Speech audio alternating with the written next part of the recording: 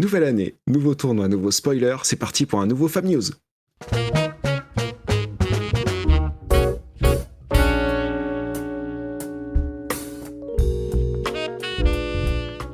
Et bonsoir à tous, bonsoir YouTube, bonsoir Salut YouTube. Twitch. Ce soir, je suis accompagné de Geoff, que vous connaissez, mon fidèle acolyte, et de Camille, qui est l'heureux gagnant du RTN d'Artefact à Bordeaux. Voilà, il va nous accompagner pendant toute la soirée. Bonsoir Camille. Bonsoir, Comment tu vas ? merci de m'avoir, je suis trop content d'être avec vous. Ben, on est content de te recevoir, ça fait trop plaisir. Ça fait trop plaisir. Première émission avec un vrai invité qu'on fait. Donc ça c'est top. Tous les autres invités qui viennent de prendre une balle. Toujours. Non, mais dans ce format Fab News, maintenant on a un invité et tout de temps en temps, voilà. En tout cas, ça nous fait plaisir d'améliorer la formule et que tu en sois le premier. Ce soir, petit planning de la soirée, on va faire un petit tour des actualités qu'il y a eu en début d'année. Bon, ça va être un peu léger, mais il y a quand même des petites choses à dire. On va parler du RTN, du calling d'Akihabara et des petits spoils qu'on a eu. Ensuite, on va faire une petite pastille avec l'invité de la semaine, voilà, qui va nous parler de son RTN et qui va nous parler aussi de sa liste, qui est plutôt sympathique. Et pour finir, on a un petit sujet de la semaine sur nos attentes de 2026. Voilà le programme de la soirée. Bien sûr, comme dit la régie dans le chat, abonnez-vous sur Twitch, sur YouTube, le petit pouce. Si vous avez un Prime qui traîne, au lieu de le laisser traîner, donnez-le nous. Nous, on aime bien l'argent. Et Instagram, Blue Sky, on est présent. Donc allez-y. Abonnez-vous. Voilà. Bon, on va commencer à force. D'habitude. Alors, on va commencer à parler des RTN, hein, puisque la saison bat son plein. On vient de finir la deuxième semaine. On n'a pas encore les stats de la deuxième semaine. Mais déjà, il y avait pas mal de choses intéressantes à dire à propos de cette première semaine. La régie, si tu peux nous mettre le visuel. Donc, première semaine qui a été largement dominée. Alors, qui a été dominée par Gravy Bones. Et qui ensuite, je me rappelle plus du deuxième.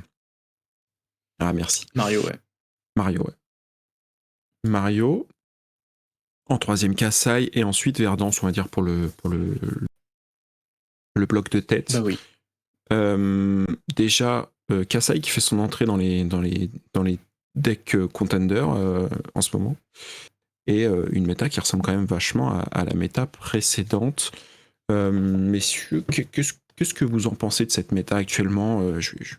J'ai laissé la parole à Camille. Qu'est-ce que tu penses de cette méta actuellement ?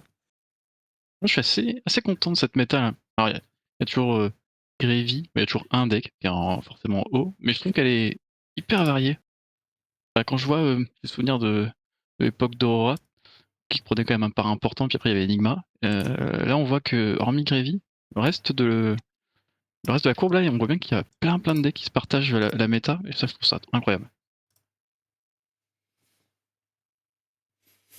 Ouais, je suis d'accord. Oui. Hein, de toute façon, on le voit aussi au niveau local que les métas sont assez. C'est vrai. Je croyais que tu allais rebondir, Geoff. Mais j'allais rebondir. Non, mais en vrai, je suis assez d'accord avec Camille.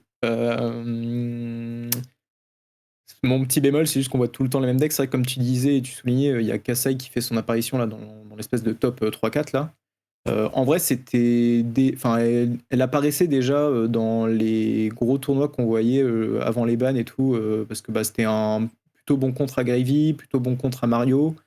Verdance, le match-up est compliqué, mais je pense qu'il se joue. Il y avait des Sigil of Solace qui étaient rentrés et tout pour essayer de un peu gérer le match-up. Donc ça se jouait, on la voyait de plus en plus. Et là, avec les trois Pokémon du top plus Mario qui se sont pris une balle, elle revient sur les chapeaux de roue. Et je pense qu'elle peut même devenir un des meilleurs decks de la méta, honnêtement, parce que le deck est stable, il a un peu tous les outils qu'il faut pour contrer tout le monde.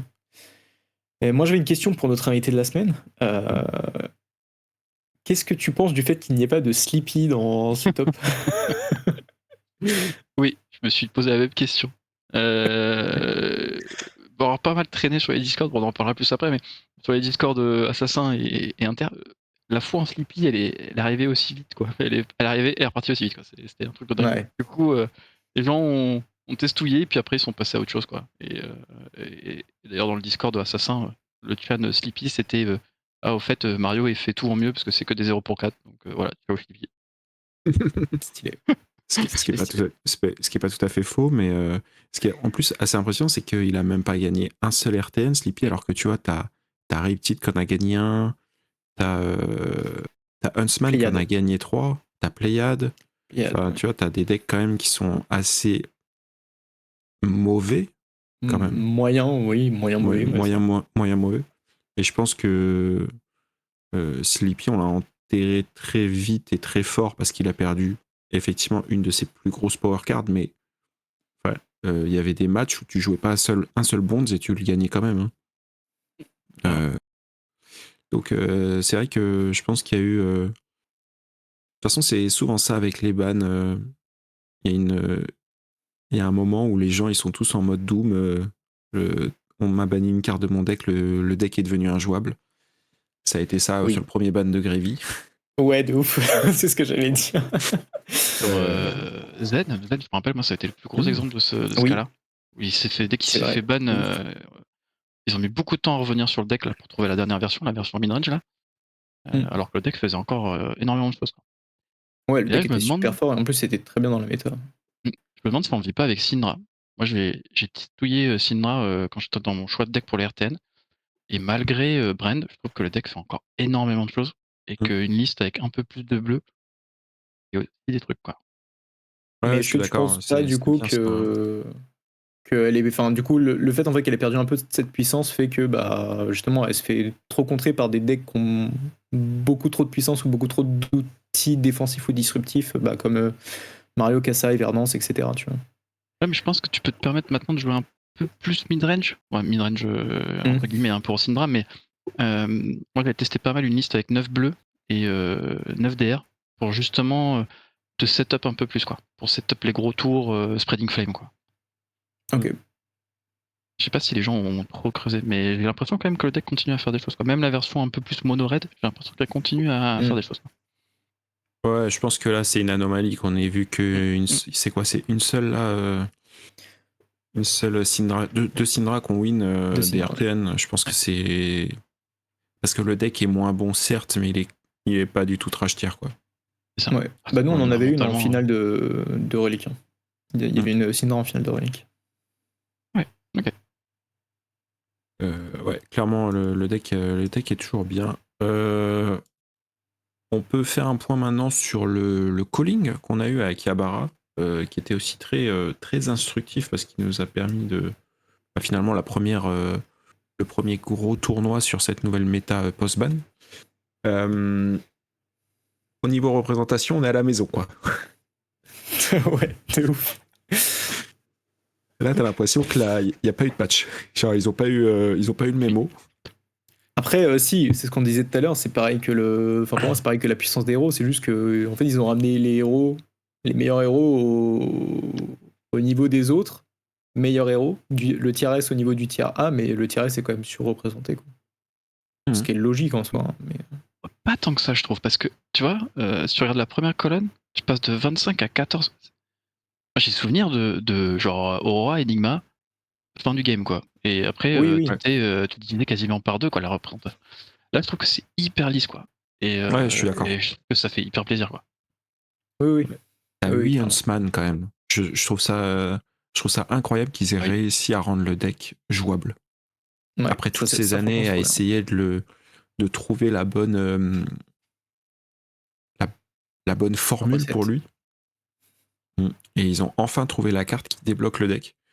Et il gagnera pas un calling, mais je trouve que le deck maintenant il joue et ça fait trop plaisir que pour tous ceux qui aiment ce héros, tu vois. Je trouve ça trop bien que tu vois, on laisse pas pourrir des héros au fond du bac et qui deviennent et qui soient totalement injouables toute leur vie, tu vois. J'ai un peu peur pour Olympia et Betsy qui sont des héros où t'as l'impression qu'ils s'en sortiront jamais, même si spoiler, il y a une Betsy qui a fait top 20. C'est ce que j'allais dire. Spoiler, Betsy a perfait, mais bon, enfin bref. Mais J'espère que tous les héros auront au moins, tu vois, sans être des héros top méta, au moins des héros jouables, quoi. Ce serait cool. Mm.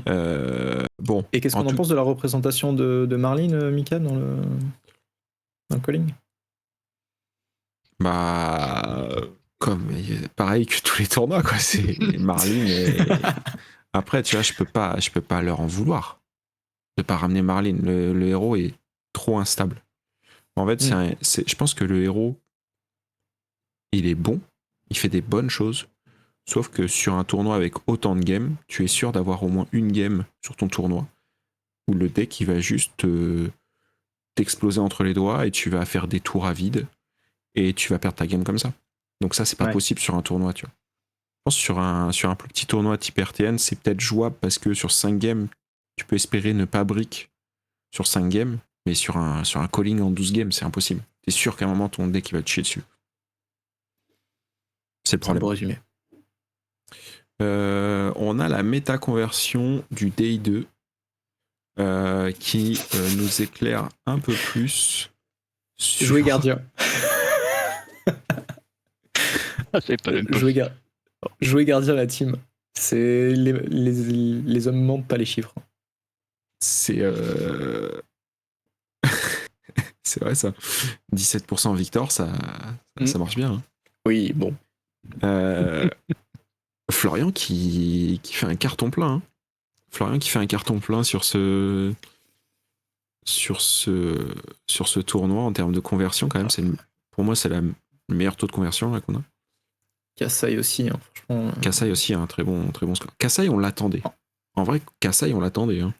Bah, Florian aussi, non? Je m'étais dit, avec le ban des 9 roundbones, je me suis dit que ça allait le calmer quand même. Mais c'est pas lui qui en profitait le plus. Hein. Enfin, il en profitait énormément, mais celle qui en profitait vraiment, c'est Verdance. En soi, Florian, sa capacité lui permet de créer un rune chant de plus et d'avoir... et d'avoir, je vais y arriver, les Swarming Gloomveil qui viennent à 4 au lieu de 3, tu vois. Et après, tous les petits trucs qu'il y a à côté. Mais en gros, de manière stable, il y a ça. Genre, par rapport à Verdance qui, elle, lui débloque carrément toute sa capacité de héros, de gagner, pinguer, machin. En vrai, Florian, il a pas besoin de faire autant la course, quoi. Ouais, mais je trouve que les roadbands aidaient beaucoup sur le premier feeling. Oui, non mais oui, par contre, on envoie énormément de feeling à 4. Et franchement, ça fait mal. Ouais. Et moi, je pensais que Florian, il allait être bien impacté par ça, quoi. Parce que feeling à 4, c'est pas la même, quoi. Ouais, c'est vrai. Je confirme. J'en ai envoyé 2-3, là, c'était pas drôle. Ouais. Mais ouais. Bon, le deck est quand même stable, fort, un frigo, enfin... C'est un bon deck, hein. C'est un bon deck, ouais. Ouais, bah c'est ce qu'on disait, hein, c'est que Runeblade, ils ont une très grosse qualité au niveau des équipements. Ce qui n'est pas forcément le cas sur toutes les classes. Et je pense que ça fait vraiment beaucoup de différence. Ils ont un choix assez large et vraiment beaucoup d'équipements de très très bonne qualité. T'es pas obligé de rentrer un équipement où tu dis, bon, bah, à défaut de mieux, j'ai que ça. C'est pas mal, mais c'est ok. Là, ils ont que des super équipements, donc ça aide pas mal, ouais. Même les bots sont bangers. Ah bah oui, les bots communes et c'est banger, quoi. Ouais, de ouf. Ce qu'on voit, c'est que Verdance, bah, c'est un échec. Quand même 12% de conversion, ça n'a pas du tout marché. Syndra, c'est pas dingue. Non, ça va encore Syndra. Mais je trouve que vraiment le gros échec, c'est Verdance. Hein. Quand tu vois le nombre qu'il y avait en Day One et la conversion qu'on a, c'est quand même assez faible. C'est le deck numéro 1 en représentation, donc là, effectivement, le deck n'y arrive plus. Ouais. C'est peut-être le deck était un peu la cible à abattre, non? Aussi, ouais. En vrai, aussi, parce que je crois que d'après les testings, en vrai, le deck était quand même resté relativement fort. Un peu comme Florian, en fait, même si sa capacité de héros est cool, elle peut se permettre de prendre le temps de jouer en fait juste value, et elle a toujours ses stance traders qui lui permettent d'avoir un tour de plus que son adversaire pour tuer, quoi. Donc, ouais. C'est Ça restait un deck fort. Hein. Franchement, les decks Earth sont quand même bons dans la méta. Hein. Sauf un. Bref. Et comme le dit le chat, effectivement, Florian profite des méta un peu plus mid-range. Et là, avec le retour de Kassai, on tend un peu plus. Et puis même Mario qui peut très bien jouer mid-range s'il a besoin. On a un truc beaucoup plus propice pour Florian. Et on arrive à stop 8. Stop 8 de Sculling, qui est varié. Je sais pas. Bah, je trouve ça va. En vrai, il est varié. Bah, il y a quand même 5 héros différents. Genre, on peut pas dire que c'est pas. Enfin, tu vois, c'est pas parce qu'il y a 2 héros qui sont représentés 2 et 3 fois que le top 8 est pas varié. Surtout quand tu regardes la demi où au final t'as 4 héros. genre plus que t'as 4 héros totalement différents. Enfin, franchement, je trouve que c'est varié. Bon, Dashio c'est Sam Sutherland, donc je sais pas vraiment si si on peut parler de Dashio ou plus du duo Dashio Sam Sutherland. C'est un peu comme Rinar et Eugene, mais non, en vrai, ouais, bah en vrai, logique tout ce qui s'est passé pendant les quarts, demi et finale, j'ai l'impression. Ouais. Je sais pas, moi j'ai le souvenir de top 8 où il y avait 3 fois Gravy. Tout le monde faisait un peu la gueule quand même. Hein. Pas te mentir. Donc là, Oui. 3 fois Mario. Non, mais peu de le deck promesses. est disgusting, hein, mais Ouais. Après, en demi, hein, Florian qui bat Syndra. Ça, voilà, je sais pas si je me rappelle pas si elle a été streamée celle-ci, mais il faudrait que je la vois. Bah, est-ce que c'est si étonnant, sachant que Florian parfois battait déjà Syndra avant les bans, tu vois. En soi, il perd son décompose, mais s'il arrive à trouver. En fait, il suffit qu'il trouve son Felling, même un Felling à 4, ça lui casse les couilles pour le coup. Après, Syndra, elle a Ouais. plus Vras pour passer. Hein. Ouais, c'est vrai. Aussi. Ça coûte cher quand même. Hein. Aussi, ouais. Elle a plus la carte oups, j'ai gagné. C'est ça. C'était tellement horrible. Tu sais, t'es devant avec Florian et puis d'un coup, elle te sort Vras, c'est en mode ah. Et ben C'est voilà. bien Ça joué. me rappelle T'as juste les été games meilleur. où Florian il est derrière et d'un coup il fait oh, Felling. Ah, j'ai la tempo, c'est Ah, attends, Feeling à 4, s'il te plaît. Maintenant. Oui, il fait mieux à 4. je crois que non, ce qui est streamé, c'est le upper bracket là. C'est Dashio Mario. Mm. Aïe, terrible. Et c'est marrant, hein, je trouve qu'au Japon, ça perf bien, hein, Florian. On avait au Pro Tour Osaka, je crois. Non, c'était pas Calling. Je sais plus, un Calling où t'avais un Calling au Japon où il y avait un Florian C'était aussi le qui avait Worlds gagné. Worlds Osaka, non? Non, c'était Mais c'était peut-être le Calling parce des que Worlds. Osaka, c'était les Worlds. Non. Attends, Osaka, c'est le prochain Pro Tour. Putain, je suis complètement perdu là sur les tournois. Prochain Pro Tour, c'est au Japon, mais c'est pas à Osaka, c'est à le chat va l'avoir. On va les laisser trouver. Yokohama. Ah oui, Merci. Yokohama, oui. Bien joué. Merci le chat. Et la régie. Mais oui, je me rappelle d'un tournoi au Japon, un Calling, je crois, ou un Pro Tour, pardon. C'était un japonais qui avait gagné avec Florian. Oui, ça me dit quelque chose. Avec des cheveux un peu frisés. Ouais, un peu minon. Ouais, non mais je crois que je vois. Bref, on a Florian qui gagne ce Calling. Incroyable, hein, contre Mario. Bon, alors la finale Florian-Mario, Florian a l'avantage, bien sûr. Il se fait défoncer le Mario, je crois. J'avais vu regarder la finale. Il prend vraiment très cher. Genre, à chaque fois qu'il essaie de faire un truc, il se fait contrer. Genre, c'est terrible. La finale est dure. C'est le match-up qui est comme ça. Hein. On l'a sa liste. Est-ce qu'il jouait le Death Touch? Le Death Touch. Je crois que tous les Mario en ce moment jouent Death Touch. J'en joue un, ouais. Ouais. Moi j'en joue un en tout cas. Ah ouais. Ça rejoue ça. Ouais. Ah bah ouais, c'est pas mal. Hein. Ouais, incroyable. Ils savent plus quoi faire, putain. Mec, codex unique, Death Touch, t'es bien. Petit spoiler de mon quart de RTN, mais Codex Death Touch banger. Let's go. Par contre, quand tu l'as dans la main, c'est un vrai putain de carte de merde. Ah, il faut avoir le Codex of Blood Red. Ah, Spoiler, car aussi. Ah ouais. Spoiler numéro 2. Voilà, donc notre cher Florian récupère 50 points de LL et on est content. Il va bientôt dégager. Et ouais, 50, hein. Pas mal, pas mal. 50 les callings. Donc il arrive à 888 points, sans compter cette petite semaine de RTN. Il s'approche doucement du League Legends, ce qui est très très très agréable. Faire un petit point LL, Caillot à 850, donc Florian à 888. Faille, on n'y pense pas. Prisme à 796, on va dire 800. Voilà, ça c'est pas mal. Verdance à 713.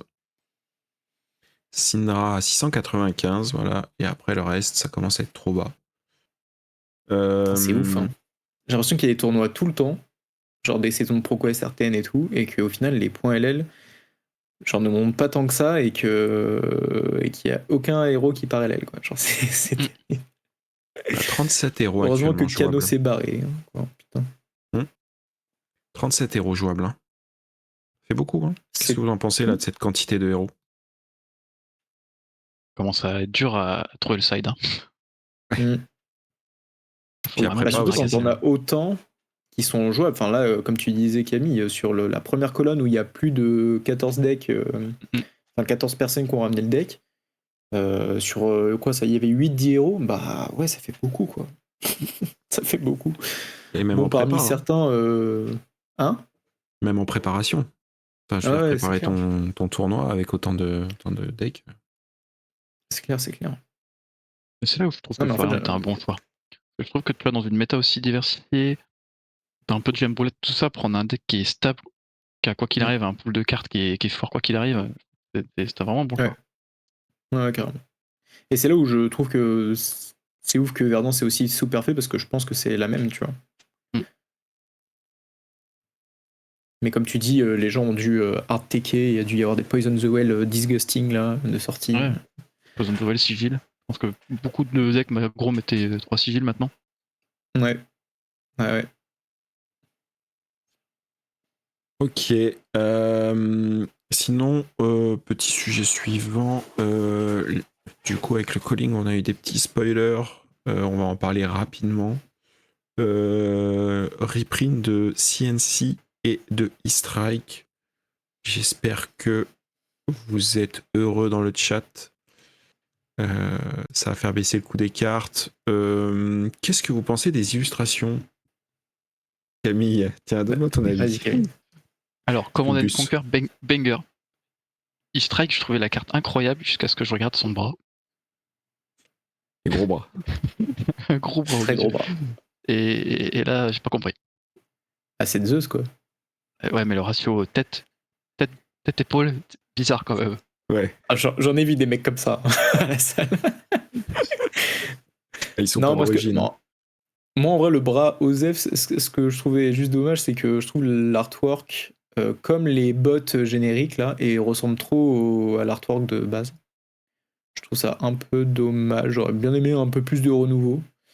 Et autre chose, il fait rien d'autre que du paddle, en fait, ou du kayak, ou du canoë, ce que vous voulez. Mais il envoie pas un éclair. T'as pas vu l'image de CNC qui débouche les chiottes, là? Bah non, c'était E-Strike. Oui, E-Strike, pardon. E-Strike qui débouche les chiottes. Et moi, CNC, je suis d'accord avec Camille, banger. Ah, banger. Banger qui annonce en plus un set Solana, donc incroyable. Oui. J'adore. Et toi, Mika? J'adore pas être d'accord. J'adore. J'aime pas du tout j'aime pas du tout CNC.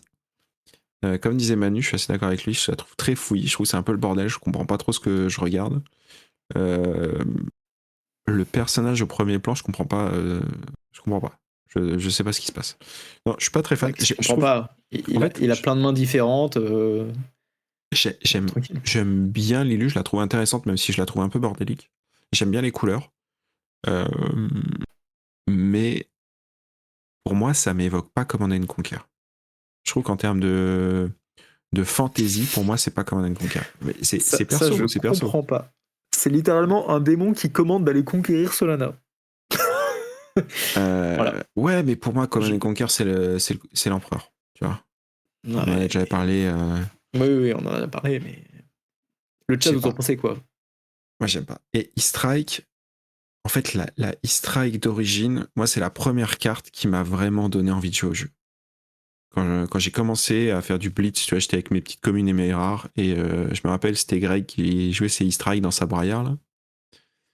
Et quand j'ai vu cette carte sur la table, c'est là, putain, la carte est incroyable, elle est magnifique. Et vraiment, c'est une des premières cartes qui m'a donné l'amour du jeu et l'amour des belles cartes du jeu, tu vois. Donc c'est sûr que celle-là, à côté de l'original, elle fait un peu... tu sais, j'ai l'impression que c'est la version que tu trouves sur AliExpress, quoi.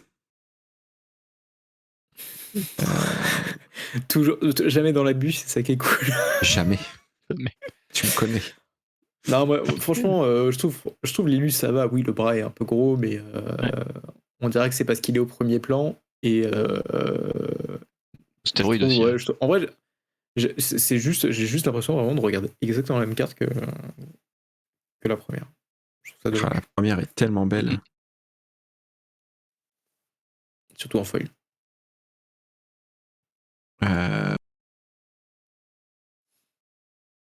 Le seul art qui upgrade vraiment sur ses reprints, c'est Shelter, à mon avis.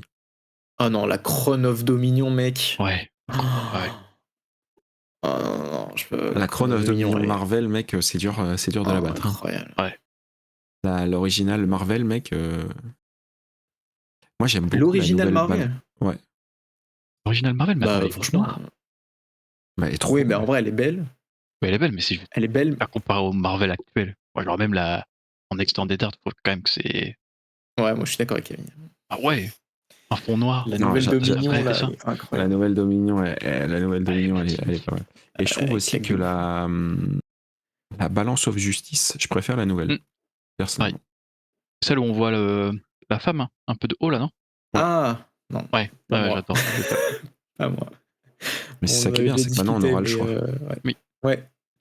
Et ça, j'aime bien. J'aime bien qu'ils fassent des illustrations alternatives où, du coup, en fonction des goûts, chacun prendra ce qu'il veut. Ça, c'est très bien. Mais je dirais même que je kifferais qu'ils le fassent pour des cartes pas forcément aussi importantes, tu vois. Genre, ce serait cool qu'ils fassent parfois des reprints de communes ou de rares. Ils ont fait comme ils ça font avec souvent, le Goliath en Gauntlet alt-art. dans l'Armory Deck Reinhardt, je crois. C'est vrai. Oui, ils ont fait ça avec le torse de Kaio aussi, OG, et ils ont fait ça avec le Nimblisme dans les gem packs. Et en vrai, Et moi, je trouve ça Arm très aussi. cool qu'il y ait plein de Le bouclier, là. nouveaux arts comme ça. Le rempart, ouais. Mais rempart, c'est Rempart. vraiment une carte un peu rare. Mais tu vois, je parlais vraiment pour les communes ou rares, quoi. Mais ouais, clairement, c'est cool d'avoir des versions alternatives des cartes qu'on connaît déjà. Hormis que ce soit des promos, parce que c'est vrai qu'ils font ça pas mal sur les promos. Ouais. Mais ouais, c'est cool. C'est cool. Moi, je trouve ça bien. Ça permet à chacun de prendre ce qu'il veut. Je trouve que Shelter est l'une des plus grandes réussites en termes de reprint parce qu'elle est peut-être plus belle que l'original. Je sais pas. En fait, j'arrive pas à savoir si elle est Très plus certainement. belle ou pas que l'original, mais en tout cas, elle défonce. Elle est trop belle. J'attends de comparer les extended art. Et je crois qu'elle sera CF la Extended Art, alors que la Impossible. Extended Art, elle est en RF. Ah, oh, attends, c'est abusé si c'est ça. Il me semble. Il me Je suis semble que dégoûté les si c'est ça. Extended Art sont CF. Genre, si tu veux ton shelter CF, t'es obligé d'aller chercher les Antiquity Pack, quoi. Et ouais. Moi, j'ai pas envie d'aller. Et surtout faire jeter du pont, c'est cool. une version un peu plus rare. C'est un peu bizarre. Bon, après, ils savent ce qu'ils font, j'espère.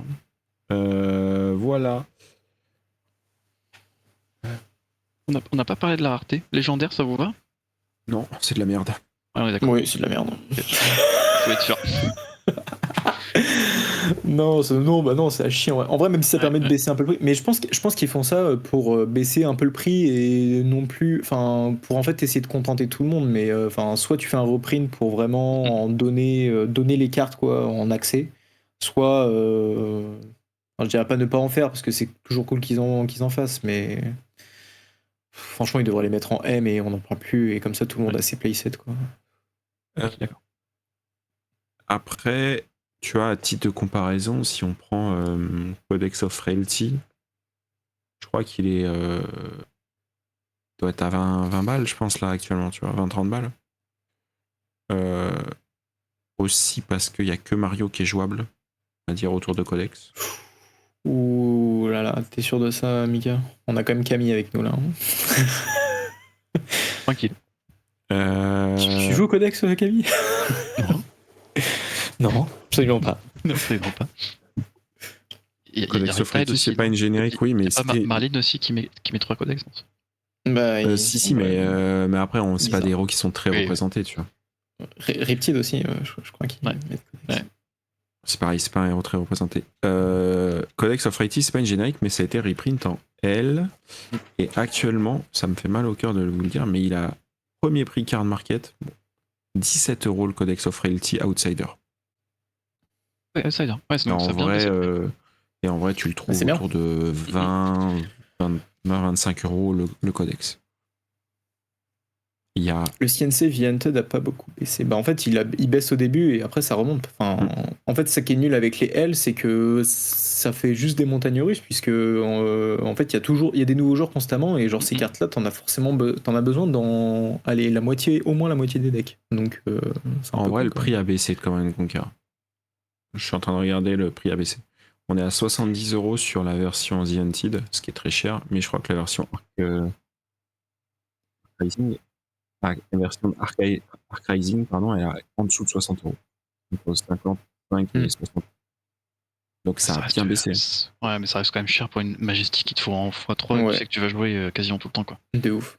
Bon. Chapal qui dit ils veulent éviter le Caféling of the Crown et Plunder. Moi je trouve c'est très bien hein, que Felling et Plunder soient cassés la gueule. Hein. Ah ouais, En vrai, c'est tellement sain pour le jeu et pour les gens qui veulent rentrer. Les deck Earth sont déjà très chers. Fallait que tu payes 300 balles pour 6 M quoi. C'était quoi? C'était 70 balles le plus haut, je crois, sur Felling. Ouais. Yes. Ouais. Tu peux pas dire à quelqu'un qui commence le jeu et tu dis bon, tu veux t'amuser. Bon, déjà, il y a 200 balles de cartes à mettre juste pour commencer à tester ton héros. Ouais, c'est ça. Bah, je me rappelle quand les nouveaux joueurs arrivaient, qui voulaient me jouer Jarl, ils prenaient l'armoire deck Jarl, ils voulaient jouer Jarl. Quelqu'un a des feelings? Bah ouais, 60 balles, mec. Ah Bon, je vais attendre un peu pour feeling, bah oui, tu m'étonnes. Et je pense qu'une M devrait pas coûter plus de 10 balles. En vrai, si on veut que le jeu soit sain.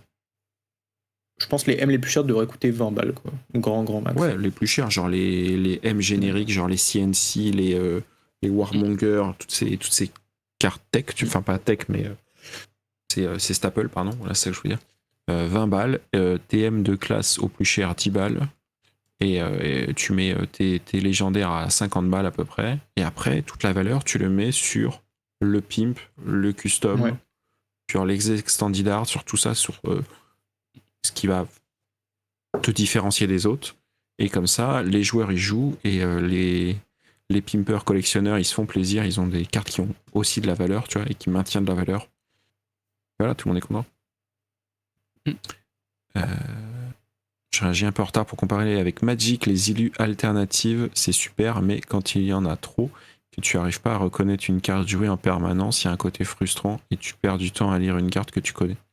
Pour le moment, 2-3 illus ça passe, mais quand il y en aura 50. Ouais, ça je suis assez d'accord. C'est un peu la limite. Un Snatch, non? Qui a été fait en Snatch, là, qui est sorti récemment, là, une version.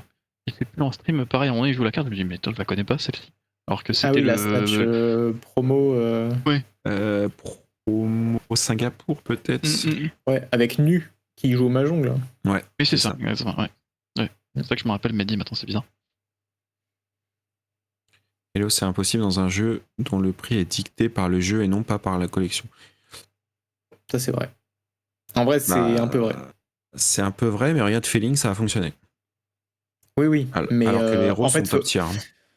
Oui, mais après, il faut qu'eux aussi justifient le fait de vendre leur boîte à ce prix-là et tout. Et enfin, tu vois, si tu ouvres une boîte et que tu es sûr d'avoir à chaque fois moins de 30 balles dedans, bah, tu peux pas vendre tes boîtes à 110, 120 balles, tu vois. Donc, ils seront obligés de mettre en fait aussi du prix sur de la jouabilité et pas que sur de la rareté. Sinon, ils savent que. Si dedans, tu as ton extended art que tu sais que tu vas revendre 60, 80 balles. Mais en vrai, le prix des Extended Art sont aussi drivés par. Bah ouais, ça dépend de plein de choses, l'utilisation. par la jouabilité. Parce que tu sors un. Tu sors le Torse Ranger là, 62, justement de Outsiders, là tu le sors en Extended Art, je peux te dire que t'es pas plus content que ça. Hein. Après, que tu vois, à l'extension, au moment de la sortie de l'extension, tu as une nouvelle classe, un autre truc, la carte soit chère parce que bah, tout le monde la veut, voilà, ok. Mm. Et moi, ce que je voudrais, c'est que derrière, ils soient plus réactifs sur les reprints, et là, ils ont l'air de prendre cette direction. Mais de se dire que, ok, dès l'extension d'après, bah, on savait qu'il y avait des staples, on savait que les gens voulaient l'avoir. Bon, on les remet tout de suite, quoi. C'est ce qu'ils ont fait avec Felling et Plo. Et c'est là où je trouve que ça a bien marché parce que même les joueurs qui n'ont pas pu les prendre tout de suite, ils se disent, ok, c'est pas grave, je peux attendre une saison et je les prendrai après, quoi.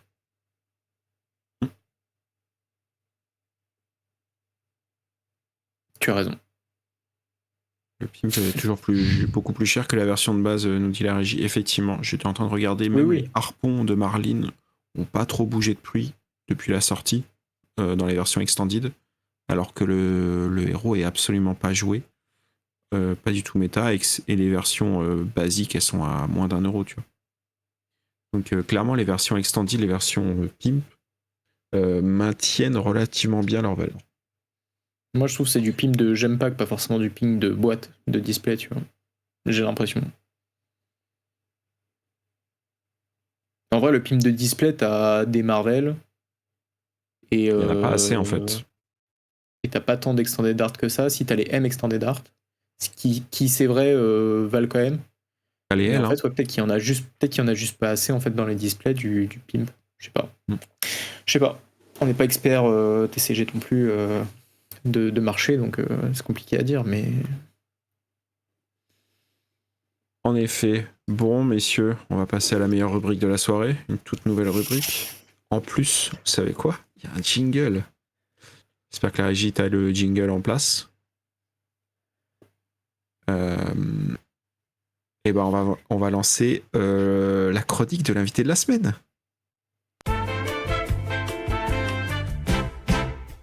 Ah, les bâtards, j'avais pas vu. Oh là là là là, incroyable. Bâtards, Regarde Discord, enfoiré. Ah, j'avais pas vu. Magnifique. Eh ben, bonsoir Camille. Bonsoir. Bonsoir. Déjà, félicitations pour ta victoire à ce RTN de Bordeaux Artefact. On salue la boutique. Donc, est-ce que tu peux un peu nous raconter ton parcours de ce RTN? Donc déjà, quel héros tu as joué? On en a un peu parlé brièvement avant, mais quel héros tu as joué? Pourquoi tu as choisi ce héros? Comment tu t'es préparé? Et du coup, comment s'est passé ton RTN? Alors moi, c'est parti sur Sleepy. Pourquoi j'ai pris ce héros? Il y avait un côté nostalgie, parce que c'est le héros avec lequel j'ai perfonat l'année dernière. Et donc j'avais envie de retrouver ça, surtout avec la sortie de l'Armory Deck, j'avais envie de faire un peu jouer avec les nouvelles cartes. Et en fait, à ma grande surprise de mes testings, le deck tournait, quoi. Le deck faisait des choses, continuait. J'ai pas mal itéré pour essayer de trouver un peu la bonne formule. Mais dès que j'avais compris un peu qu'est-ce que je voulais faire avec le deck, je trouvais que en fait, je trouvais qu'il n'y avait plus vraiment de très très mauvais match-up. Il y avait toujours un moment donné où j'arrivais à peu près à faire quelque chose, et je me suis dit, c'est un RTN, les gens sortent des fêtes, ils n'ont pas forcément eu le temps de tout train comme il faut, ils vont peut-être tous venir avec leur deck un peu de cœur, ils vont pas forcément tous jouer méta, du coup je me suis dit, il faut un deck stable, qui peut bloquer quand il y a besoin. Moi j'avais envie de bloquer, j'avais envie de pouvoir bloquer en tout cas, donc il fallait des blocs 3. Et du coup, je me suis dit, pourquoi pas? J'ai beaucoup hésité avec Mario, hein, parce que tout le monde parle de Mario dans tous les sens. Mario, il fait quand même des dingueries avec ses decks. Mais je me rappelle d'une game où t'as 4 blocs 2, là, j'ai pleuré. J'ai fait non, pas pour moi. Donc, voilà. Et après, pour le TN, écoute, ça s'est super bien passé. Hein. 7-1, je pense que c'est pas trop mal. Qu'est-ce que tu as rencontré comme match-up qui t'ont. Vu que t'as qu'une seule défaite, j'imagine, il y a un seul match-up qui t'a posé problème. Et, une seule personne. Une seule personne. Le code, il est dans le chat. C'est quel match-up que tu attendais et quel match-up tu voulais éviter à tout prix avec Sleepy du coup? Je savais pas trop à quoi m'attendre justement. Je savais pas si les gens allaient réussir. C'est vrai que, enfin, petite parenthèse, mais le R10 post-fête, c'est quand même quelque chose quoi. Ouais, de ouf. De caler 3 games ou 2 games entre 2 fêtes sur Talifar, entre 2 pintades et les blocs de foie gras, c'était tendax quand même. Du coup, je savais pas trop à quoi m'attendre. C'est qu'on a quelques Gravy de notre côté. Je pensais les voir. Je pensais à Verdance. Je pensais qu'il y aurait plus de Verdance. Et après, je me suis dit Syndra, normalement. Syndra ou Dakayo. Je me suis dit c'est pas trop mal. Kayo, j'avoue, je l'avais pas trop vu venir. Euh, et après, il n'y a pas vraiment de match-up que je voulais pas avoir. Pas de. Si, truc un peu exotique là, RKO. Je savais pas trop comment faire. Mais bon, c'est pas. Je m'en doutais qu'il n'y avait pas en avoir tant que ça. À peu près tout. Ok. On peut passer un peu à ta liste. Let's go. Moi, je l'ai regardé un peu avant la liste. Déjà, premier truc que je me suis dit, t'as pas gardé, en tout cas, ou t'as pas inclus les Horrors of the Past. Ouais. Oh là là. Ça a été Qu'est-ce que un débat de fou entre moi-même là, sur cette carte. Je l'ai enlevé, mais à contre-cœur parce que bah, sur le chat, bon, je pense qu'on a tous vu, mais il y avait des dingues à faire. Avec, pour ceux qui savent pas, là, c'est un peu la combo de se dire tu joues Persuasive Prognosis, tu bannis une carte en fonction de la couleur, tu regardes la main, tu bannis une carte, donc un effet disruptif de dingue. Tu joues Horror of the Past, qui gagne du coup la capacité de Persuasive, et puis tu fais Take Up the Mantle dessus. T'as un Kiss of Death dans ton cimetière, la carte devient Kiss of Death, et c'est là où il y a la magie, c'est que la carte devient Kiss of Death persuasive. Et du coup, si t'arrives à faire une troisième attaque, tu peux flic cette carte qui est devenue Kiss, et du coup, elle garde les effets de persuasive. Ça, c'est la théorie. En pratique, j'ai jamais réussi à le faire. J'ai jamais réussi. La théorie est toujours plus compliquée à réaliser ouais. que la pratique. C'est ça. ça te demande une main parfaite, quoi. Ouais. En fait, normalement, ça te demande un kiss dans le cimetière et un Take Up the Mantle et Horror of the Past. Mais il faut que la première attaque, elle ait un effet qui soit important et que tu as envie de faire. Quoi. Et en fait, le fait de pouvoir attaquer une troisième fois, j'ai trouvé ça très compliqué. Au début, j'étais parti, je fais un peu la genèse de la liste, mais j'étais parti sur une liste un peu plus head-jab, donc avec plus de stealth et en mode 3 go again, 3 go again.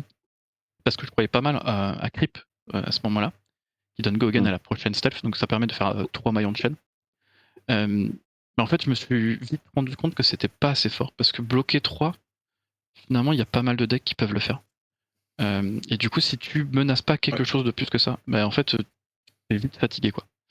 Donc très vite, j'ai abandonné le plan creep, et du coup, les stealth, et en fin de compte, ça m'arrivait souvent après d'avoir soit Horror of the Past tout seul, et puis, bah alors là, la carte elle fait rien du tout, quoi. Soit de pas pouvoir donner go again et de pas pouvoir attaquer une troisième fois, et du coup, bah, je peux pas faire cet effet incroyable.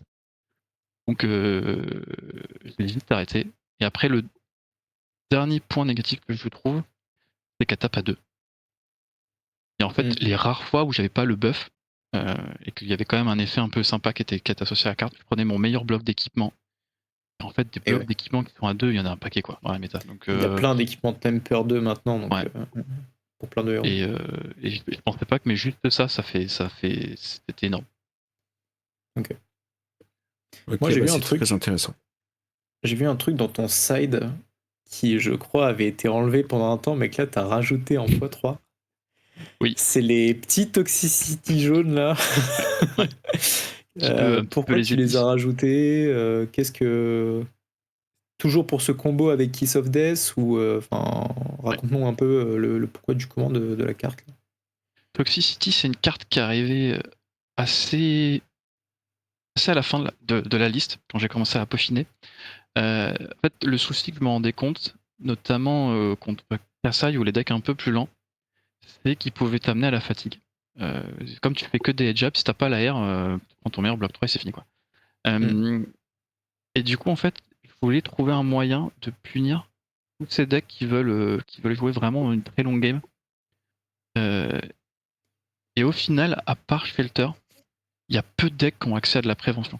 En tout cas, de la prévention facile d'accès, quoi. Oasis, c'est plus vraiment dans la méta. Donc, une fois que tu as passé les Shelters, tu sais que ton flic, ok, s'il connecte pas la première fois, même si t'as Tarantula Toxine, hein, qui est quand même un truc de dingue, t'es sûr qu'il va connecter sur quand tu vas le flic. Et du coup, là, tu t'assures que quoi qu'il fasse, tu lui prends 5 dégâts. Tu lui prends 5 PV, voire 6 PV. Non, tu prends 2 PV du kiss plus les 4. Ouais, tu 6 lui PV. prends 6 PV quoi qu'il arrive. Et du coup, tu l'amènes à ce moment de la game. Je trouve que CP fait toute la différence. C'est quand tu commences à être assez bas en PV et que tu dois. Chaque head jab, tu sais pas si tu dois bloquer 6 ou tu dois bloquer 3. Et c'est là où tu as envie de jouer, quoi. Ok. En vrai, grave intéressant. Moi, ce que je trouvais marrant aussi, c'est les petits Warmonger en side. J'étais là, le coquin. Ouais. Ça, on s'attend pas, hein. On voit pas de Warmonger dans Sleepy normalement. Ouais. J'étais pas sûr. Ça fait, je pense, partie des cartes où je suis encore pas sûr et je voulais réfléchir encore si je la garde ou pas. Mais lors de mes testings, un des match-ups où j'avais beaucoup de mal, c'était Dash IO. Parce qu'elle peut aller très vite. Donc, au début, j'ai essayé de faire la course avec elle, j'y arrivais pas. Parce que si tu vois pas de disruption, si tu vois pas d'effet, en fait, elle déroule son plan de jeu. Et puis elle a accès à un frigo qui est quand même assez bien pour bloquer tes premières disrupts. Et donc, du coup, après, elle gagne la course. Du coup, après, je suis parti sur une méthode plus fatigue, classique. Parce que quand elle voit Sleepy, part pas forcément Fat Pack. Et donc, tu peux la battre comme ça à la fatigue. Surtout que moi, j'ai 6 DA dans ma liste. Et puis après, ce que je disais, hein, une des grandes forces de Sleepy, c'est que tout bloque 3. Donc tu peux jouer sur ces axes-là. Et du coup, Warmonger est venu un peu naturellement après pour essayer de gagner un peu de edge dans ce match-up, pour essayer de lui si tu gardes qu'une seule carte, tu joues Warmonger, et tu dis ok, pas d'item ce tour-ci, donc pas de bombe grenade qui arrive en surprise, pas de Cerebellum, pas de choses comme ça. Et du coup, ça peut te faire gagner ces précieux tours pour pouvoir aller l'amener plus gentiment à la fatigue, quoi. En vrai, Warmonger, je trouve que c'est une vraie bonne carte actuellement dans la méta, même en général, tu regardes contre Gravy, si t'as pas envie qu'il pose trop de board, contre même Florian, en vrai, Florian, s'il active pas ses grasps, il y a plein de. Ou même s'il pose pas assez de channel monte, etc., il y a plein de. Enfin, il y a plein de plays que tu annules de énormément de bons héros de la méta, ou en tout cas que tu réduis. Et franchement, je trouve que actuellement, j'ai vu plein de trousses en ce moment qui revenaient dans les listes.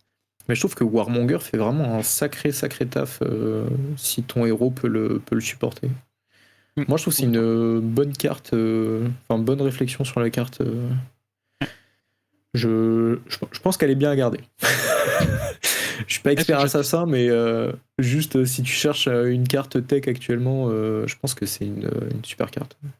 Faut que je teste plus. Mais ouais, effectivement, l'idée, c'est vrai que je l'ai pas précisé, mais c'est vrai que l'idée que j'avais en tête, c'était Dashayo et Gravy, effectivement. Pour l'empêcher un tour de poser tes alliés, et toi de pouvoir te setup ou pouvoir enfin agresser, aller chercher les PV dont tu as besoin, quoi.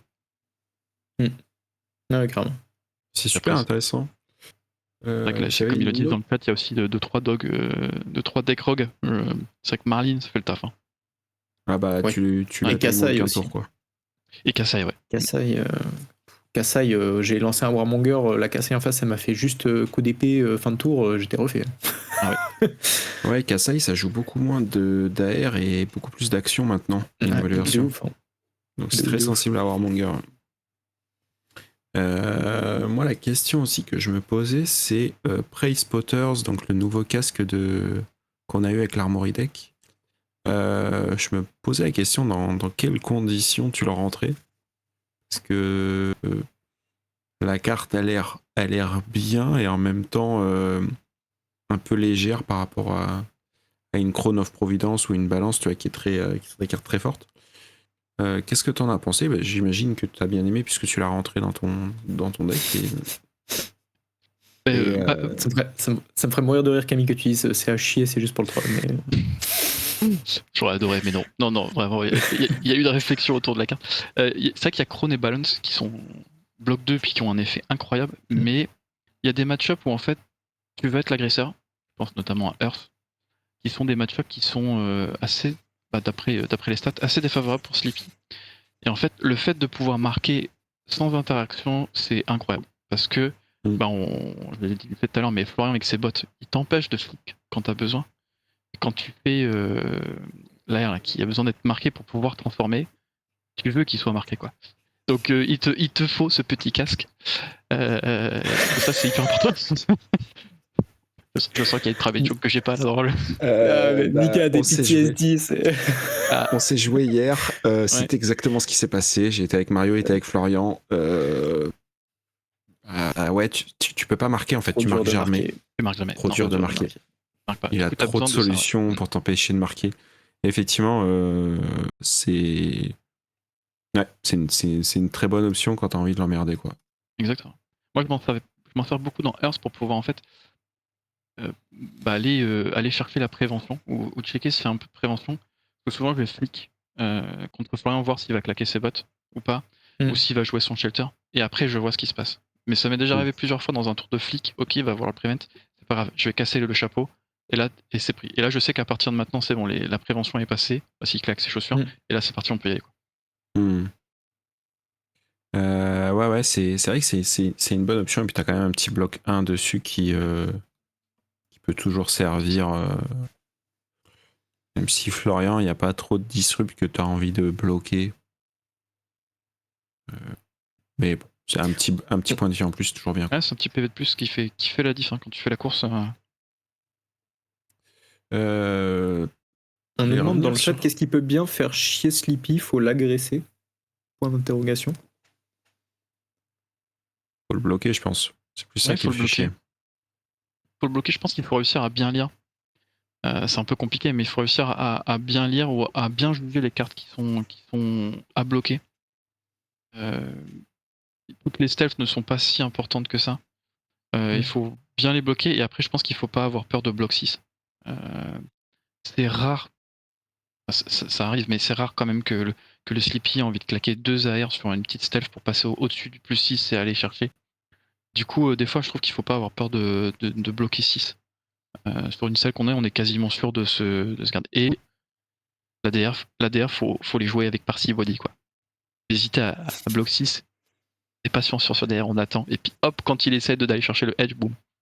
Et mettre des cartes dans l'arsenal. C'est hyper important. Mais je pense que ça, c'est un contexte, c'est un conseil pour tous les assassins. On joue, je sais pas combien de tomes maintenant dans les listes. La gestion de l'arsenal est devenue hyper importante. Ouais, là, t'en as 7 du coup au total. Ouais. Putain, ouais, c'est énorme. Ouais, au début, j'étais sur 3 Codex of Reti, 3 Codex of Bloodrot. Parce que j'adore Codex of Bloodrot. Et je trouve que. On en parlera après, mais il y a Myth Madness. Et du coup, pour Myth Madness, tu veux qu'il y ait forcément une carte dans l'arsenal. Donc 3 Codex of Bloodrot. Mais en fait, Earth, quoi. Earth, t'as envie de les punir de ce setup.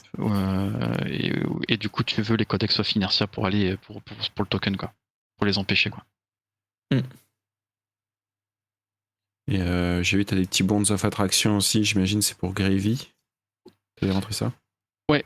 Oui, c'est exactement. Le match-up principal, c'est Gravy. Après, ça a quand même des use cases, notamment dans le miroir ou dans le match-up assassin. Parce qu'en fait, tu vas aller enlever le leave no witnesses de ton adversaire, pour que quand toi tu fais codex, toi c'est bon, tu as la disrupt et lui non.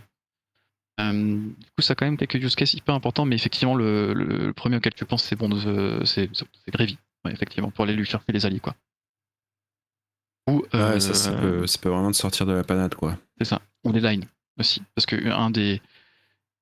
une des conditions de win de Gravy, c'est de pouvoir boucler les prismatiques, les lines, pour pouvoir faire des énormes tours. Du coup, avec Bond, tu peux le punir de pas bloquer et d'aller lui enlever de son cimetière pour pas qu'il les remette avec son scuba là. C'est pas mal contre Syndra aussi, ça. Ouais, pour aller chercher les dagues. Ouais. Généralement, t'as pas le temps. Mais oui, ça peut fonctionner, effectivement. Non, et puis elle peut réagir et récupérer ses dagues, mais si elle a une main full rouge... Bah ouais, c'est ça. T'es content si elle fait ça. Elle se flingue un tour, quoi. Mais ouais, bah très bien. T'as 2 petits blocs 2 quand même, je remarque. Hein, tu as dû vivre avec. Oui, bah j'ai les codex, bloc 2. Ah oui, t'as les codex aussi. Et les pick up the point, ouais. Mais pick up the point, c'est trop important dans la liste. En fait, tous les match-ups où ils vont vouloir te fatiguer, tu vas vouloir régulièrement pour pouvoir activer toutes tes stealths, tout ce qu'il faut. Et du coup, tu as besoin de retrieve en fait avec la ressource du tunique. Et du coup, il te les faut tes petits pick-up pour aller régulièrement et chercher ta petite dague et pouvoir après remenacer encore avec tes arrières, tes stealth. Ouais, bah moi je trouve ta decklist vraiment très, très cool. Ça me donne envie de le jouer. Ça fait plaisir. Ouais. Ça fait plaisir. Je voulais ramener Marlene en armory demain soir, du coup je me tape. ça va ramener Sleepy en légende. Là. Let's go. Bah voilà, je sais pas si t'as d'autres questions, Geoff. Moi, pas d'autres questions. Le chat, si vous en avez, n'hésitez pas aussi. Ouais. Je vous la remets dans le chat, la liste. Je vais partager. En plus, comme c'est un GOAT, Camille, il a mis les match-up. Vous avez tous les match-up. Ouais, j'ai mis quelques match-up, ouais. Comment tu fais pour être aussi fort? Bon. C'est le Jeep. Merci Jeep, trop gentil. Les games que tu as joué. Est-ce que tu peux nous dire les games que tu as joué? Ouais. On commence par Prism. C'est Stan de la boutique d'artefacts, le gérant. Donc coucou Stan. C'est moi qui commence. Du coup, j'ai le toss. Prism, c'est un match-up que je connais pas trop. On n'a pas de popper à part Death Touch, mais maintenant des poppers à 6, c'est pas vraiment des poppers. Donc j'étais pas forcément serein. Je décide, je crois, de l'agresser très tôt pour pouvoir l'empêcher de se setup pendant mon T0. Et en fait, j'ai bien fait parce que de toute la game, je crois que c'est la seule main qu'il aura avec que des Heralds et des blocs. Après, pour le pauvre, je pense que ça a été un peu un mauvais moment. Il a enchaîné les mains avec soit des figments, soit des instants qui bloquent pas. Et là, ça a été un peu la douche froide pour lui, quoi. Moi, j'ai respecté religieusement le premier Herald pour éviter qu'il fasse trop de value tout de suite. J'ai quand même 6 d'air, donc j'ai quand même réussi à bloquer les breakpoints. Et puis, j'ai fait bien attention à son Herald of Erudition pour être sûr de pas me faire avoir là-dessus. Et puis après, j'ai agressé, quoi. Mais sauf que le pauvre, il pouvait pas bloquer. Donc, ça se passe mal quand c'est comme ça. Ouais, c'est ça. Puis après, j'ai enchaîné la disruption, les codex, les vives, et puis il pouvait pas bloquer. Donc les cartes sont parties. Et puis voilà. Et puis après, en plus, dès que comme Prism, une fois que tu perds la tempo, que t'as pas de figment, que tu peux pas mettre en place ton plan de jeu, c'est. Ouais, c'est compliqué. Et en vrai, c'est pas facile pour Prism, même quand t'as des figments, parce que le flic est vraiment handicapant pour elle. Ouais, exactement. Comme t'as la carte là qui te permet de faire des graphènes, en plus t'es beaucoup peu flic quand même assez facilement, quoi. Après, qui c'est que j'ai affronté? Après, j'affronte Fortunus, Gravy. Je sais encore jamais trop comment aborder le match-up. Moi, je pars un peu dans un. Enfin, ça dépend un peu du toss. Là, j'ai le toss. Je décide de partir premier pour pas qu'ils mettent de chum. Voilà, parce que ça arrive tout le temps, ça. T'es 0, chum, et puis voilà, bisous. C'est clair. Je commence. Et du coup, je me dis, je vais l'agresser. Je vais essayer en fait de pisser sur la pédale et puis on y va, quoi. On bouine, quoi. Et en fait, j'attaque et il bloque avec Prismatic Leyline. Je me dis, parfait, ça je veux pas l'avoir, donc c'est nickel. Je me setup tranquillement et puis en fait, au tour d'après, je crois qu'il discard Prismatic Leyline sur un Porkside Exchange, je crois. Parce que c'était la seule jaune qu'il avait en main, il n'est pas d'allié, donc il cherche à faire. Et là, je me dis, attends, je viens de commencer la game, il y a deux Leyline de moins. Le temps qu'il trouve Kuba, qu'il la ramène dans son deck, en fait, d'un coup, la fatigue devient possible. Moi, je pars fat deck dans ce match-up parce que je sais pas trop. Si je veux pouvoir pivoter fatigue, je veux avoir les cartes qu'il faut pour pouvoir supporter le plan de jeu. Et du coup, je me dis, vas-y, il y a peut-être un monde en fait où ça passe. Bon, j'attends un peu quand même de voir ce qu'il fait. Et en fait, derrière, il enchaîne les tours. CNC, allié. CNC, allié.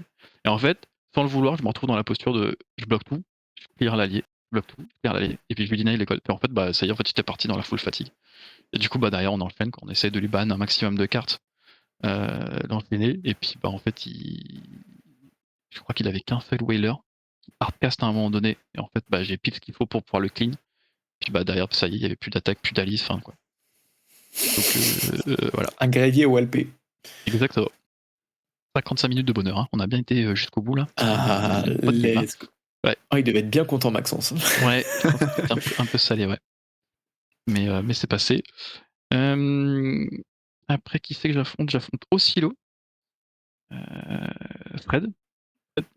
Du coup, là, c'est un match-up que je trouve très compliqué parce que au silo, malgré la disrupt maintenant, ils ont DDR, ils ont pas mal d'instants qui peuvent bien jouer pour pouvoir répondre à ce que tu veux, que ce soit l'Arsenal, la main, tout ça.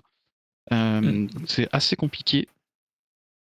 Je crois que j'ai le toss là aussi, je pars second. Je crois qu'il setup, en plus, je crois qu'il setup de fou. Je crois qu'il met deux figments là, deux civils là qui permet de piocher. Oui. T0, je crois que là il part en dieu quoi.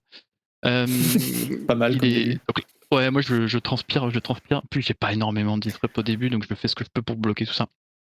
Et en fait, cette game là, je la gagne pas vraiment, c'est plus lui qui la perd. En fait, à un moment donné, il y a un problème.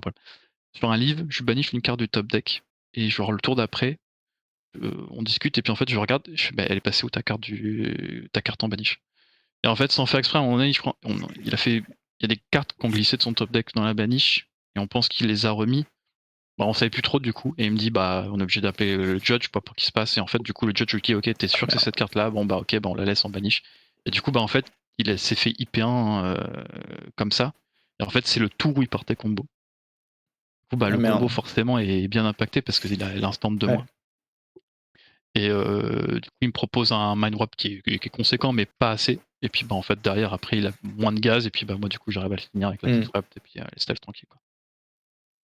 Ouais, un peu triste de celle-ci là. Je pense que celle-ci on Ouais, sort plus haut chiant que ça. Ouais. quand les games se Tu gagnes passent comme ça, c'est Ouais. pas heureux. J'enchaîne derrière sur Mario. Là, c'est un match-up que j'ai pas mal bossé parce que bah, sur Taichar, tu vois que de ça. Donc, c'est un match-up que je connaissais. Et en fait, très vite, je me rends compte que c'est un Mario stealth. Donc là, je pleure un peu intérieurement parce que autant Mario Dag, c'est fine, autant Mario stealth, c'est hardcore. Parce que lui, tout arrive à 4. Donc, merci quoi. Et en fait, ce qui me sauve un peu, c'est une game qui est hyper tendue. Et en fait, ce qui me sauve, c'est que je crois qu'il voit pas de live. Donc quand moi je fais tous mes codex, moi j'ai le live, donc je peux aller le menacer. Puis lui, quand il me le fait, bah, il est obligé de m'envoyer, je crois, non, il a pas de mid menace, mais il est obligé de m'envoyer autre chose. Je crois qu'il est obligé de m'envoyer un Mark of the Black Widow. Mais du coup, c'est pas la même quoi que Leave No Witnesses. Et en fait, en discutant avec lui derrière, il avait pris la liste d'un Mario qui avait perf en Asie. C'était Low quelque chose. Pareil, qui était un peu hybride stealth dag. Et en fait, il avait pas rentré les mid madness, il avait laissé les infects rouges à la place. Bah, il y a toujours dans la liste, il y a les infects rouges. Avec et les on en Art of discutait. Desire Red là. Ouais, il me semble. Et du coup, en fait, je pense que ça fait un peu la diff parce que moi, du coup, j'ai les mid madness, j'ai les livres, j'ai tout, donc j'ai un peu plus de disrupt que lui. Et ça fait la diff, quoi. Mais il m'a quand même fait sacrément peur, quoi. Parce que Mark of the Black Widow, Into Grafen à coucou, j'arrive à 1, non, j'ai menti, je suis à 10. Ouais, on souffle. Voilà. C'était dur. Et après, 4-1, du coup, j'affronte Fang. Non, 4-0 là. 0, oui. 4-0, bah voilà, bah là on va sur le 4-1, ça y est. Okay. Fang, du coup, notre ami Dylan, le GOAT, Dylan. Du coup, là, la game, bah moi de mon côté, la game est hyper chill quand on fait que tous les deux on est en top 8. Je la prends un peu plus tranquillement cette game. Je connaissais pas trop le match-up, je me dis, je vais essayer de lui deny pas mal ses failty au début. Parce que j'ai les DR, j'ai les blocs 3, je vais essayer de jouer sur ça. Et du coup, je me dis, ok, le temps que je lui deny ça, je vais pouvoir setup le combo Kiss of Death Toxicity, parce qu'il a pas de prevent. Donc, ça peut le faire. Bon, c'était un très mauvais choix. Parce que j'ai pas réussi à trop lui deny ses fétis. Il est passé au-dessus de mes DR, il a fait tout ce qu'il fallait, voilà. Et moi, je me sais qu'en fin de game, sur un ponder, je pioche mon meilleur Toxicity jaune qui est resté là, voilà, jusqu'à ce que je meure, parce que bah, j'ai rien pu en faire. Donc non. Stylé. Mauvais strat. Voilà, tant pis. Après top 8, j'affronte Kaio, le bro Shimoon. Voilà. Maintenant, on joue nous tous là depuis longtemps, donc maintenant tous ceux qu'on rencontre, c'est des bros, c'est des copains, mais bon, ça fait toujours chier de t'affronter un bros pour le top 8, surtout pour la qualif. Et Kaio, c'est un des match-ups où tu trouves que t'as pas. En fait, la wincon, elle est pas de ton côté, elle est du sien. C'est que s'il voit 3 Blood Rush, t'es mort. S'il envoie 2, Ouais. t'as peut-être une chance de survivre, et s'il envoie 1, tu peux gagner. Parce que t'enchaînes la disrupt, tout ça. Mais comme il a un frigo, comme c'est pas mal de ses cartes bloc 3 quand même, mine de rien, et Blood Rush, ça fait une value de malade s'il arrive juste, il pète Sash et il fait Blood Rush, ça y est, c'est finito. Du coup, là, Wincon est plus de son côté. Et du coup, dans ce match-up, je suis hyper agressif. J'ai juste Balance of Justice pour pouvoir bloquer le tour Blood Rush pour pouvoir essayer de garder un maximum de PV. Mais sinon, tout est pour la destruction. Et donc j'y vais à fond, quoi. Et en fait, ça paye parce que Nature Peinture, je crois, les 2 fois où je lui fais Kiss of Death, lui, il a une main pas folle, donc il essaie de convertir. Mais moi, j'étais en Tula. Donc voilà. Et yes. Voilà, donc ça passe. Let's go. Voilà, Tarantula, meilleure carte. Et du coup, voilà, ça passe comme ça. La game est très très rapide. Je sais pas combien de temps on a joué. Je pense qu'on a joué un quart d'heure, même pas. Ça a vraiment été de fou, quoi. Des fous furieux qui s'envoyaient des patates comme ça, quoi. Les Et ce mecs qui me voulaient juste sauve, aller rentrer chez eux. c'est ça, exactement. Il avait de la route à faire, fallait qu'il rentre, donc c'est parti. Et ce qui me sauve, je crois que c'est qu'il voit qu'un seul Blood Rush. Et en plus, le tour où il voit Blood Rush, en fait, il le révèle sur son top deck. Ah, donc tu peux t'y attendre, quoi. Ouais, je savais qu'il allait arriver, et du coup, je l'avais déjà pas mal disrupt ce malin, donc je savais quand il allait le faire, qu'il allait pas être aussi impactant que ça, quoi. Ok. Voilà. Et finale, la même, on recommence. Caillot, encore. T'as oublié ton round 7. T'as loupé la demi. Vincent. Ah oui, mais non, voilà, pardon, je dis des bêtises. On enchaîne sur Florian. Florian paraît très compliqué aussi comme match-up parce qu'il bloque très bien. Avec ses chaussures, il a accès à de la prevent. Normalement, la strat contre Earth, c'est justement de setup un Toxicity Kiss of Death, et idéalement avec un AR, préférentiellement Tarantula, pour pouvoir aller à fond. Et l'objectif, c'est qu'il faut le faire avant qu'il ait 4 Earths dans le cimetière pour pas qu'il puisse activer ses chaussures. Donc faut que les étoiles s'alignent quand même quelque part. Ouais, c'est des grosses conditions quand même. C'est des grosses conditions. J'ai réussi à le faire. Putain, juste les le boss, 0, en j'ai fait. Toxicity. Donc je le mets dans l'arsenal religieusement. J'attends, je bloque, j'essaie de le disrupt, je fais ce que je peux, machin. Lui, il arrive pas trop à décomposer. Il voit pas de feeling, il voit pas de plot, tout ça, donc c'est bon. Et puis Nature Peinture, pioche Kiss of Death Tarantula. Je me dis, vas-y, let's go baby. Meilleur joueur. Rien peut m'arriver, quoi. Et là, je fais Le gars. Toxicity, Kiss of Death, il bloque 6, pas de problème. Tarantula, il me dit, wait, TR, je suis d'accord, ok, bien joué. Attaque avec Cleave, il me dit, ouais, pas de souci, bloc 3, 10, non, Shelter. Ah. Je fais pas Ah. du rêve. Ah, c'est pas du rêve. Je fais, d'accord, bon, Bien tant joué. pis, voilà, tant Meilleur pis. Et donc là, je me dis, ok, la game va être très très dure. Donc j'abandonne le plan de jeu qui sauve tout ça. Je me dis, c'est mort. Jamais j'aurai le temps d'en refaire un deuxième. C'est fini, on y va. Donc on le bourrine à fond. Et là, c'est un des seuls changements que j'ai fait, je crois, récemment dans ma liste. C'est en parcourant justement Fab Blazing. J'avais vu que contre Earth, Death Touch c'était une super carte. Il y avait je sais pas combien de pourcentage de win rate en plus. Et je me suis dit, on va essayer. Et j'ai pas eu le temps de test avant. Et du coup, je me suis dit, c'est le moment ou jamais de le faire. Et en fait, effectivement, la carte fait une value de malade parce que plus tard, j'arrive à continuer à lui mettre la pression et essayer de le disrupt à fond. Et il fait, justement, j'arrive à un tour où j'arrive à faire Mark of the Black Widow. Il bloque à 6 parce que du coup, il a plus de chaussures, donc il peut plus, voilà. Il avait pas de shelter en main, donc il savait que ça pouvait arriver. Donc il se bloque parce que j'avais l'air en main en plus, donc il fait bien. Et en fait, derrière, je fais Codex of Bloodrot, into avec ma carte qui reste, le Death Touch. Du coup, lui, il a été obligé de mettre une carte dans son arsenal, il n'en a plus qu'une en main, il avait plus trop d'armure parce que je l'avais pas mal gratté. Et puis du coup, là, il a un choix, c'est soit il bloque 3 et puis il prend un Bloodrot, soit, voilà, je venais déjà de lui en mettre un, et donc effectivement, il bloque 3, je le tape, et je lui mets un deuxième Bloodrot, donc value de fou. Et le tour d'après, j'arrive à faire Random Stealth into Codex of Reality, j'avais la ressource unique, Death Touch, pareil. Du coup, le pauvre, je l'ai marqué un coup de Death Touch à fond, quoi. Oh, le meilleur joueur. Ça a été coup sur coup, il a enchaîné, et effectivement, à chaque fois, le Death Touch a fait une value de fou furieux, quoi. Je finis par la prendre, tout ça, parce que je crois que j'arrive à lui prendre toute sa main. Lui, sur le Codex of Reality, il met du coup son meilleur feeling. Et en fait, je crois le tour d'après, j'arrive à lui enlever sa main et je finis par un Codex of Inertia. Donc du coup, il sait que lui derrière, ça y est, il a fini, il a perdu le feeling. C'est ciao. Et dernière ronde, Caillot encore, du coup. Donc là, pareil, même principe, s'il voit ces 3 Blood Rush, c'est finito. Donc moi j'y vais à fond. Comme je suis assez haut placé dans les sites, c'est toujours moi qui ai le choix du toss, donc du coup je pars toujours second pour essayer d'être à fond dans l'ingation. Ça, c'est pratique. Oui, c'est là, clairement. Et en fait, ce qui m'a sauvé, c'est sur son tour Blood Rush, le premier tour Blood Rush qu'il me fait, il casse Sash, il y va à fond.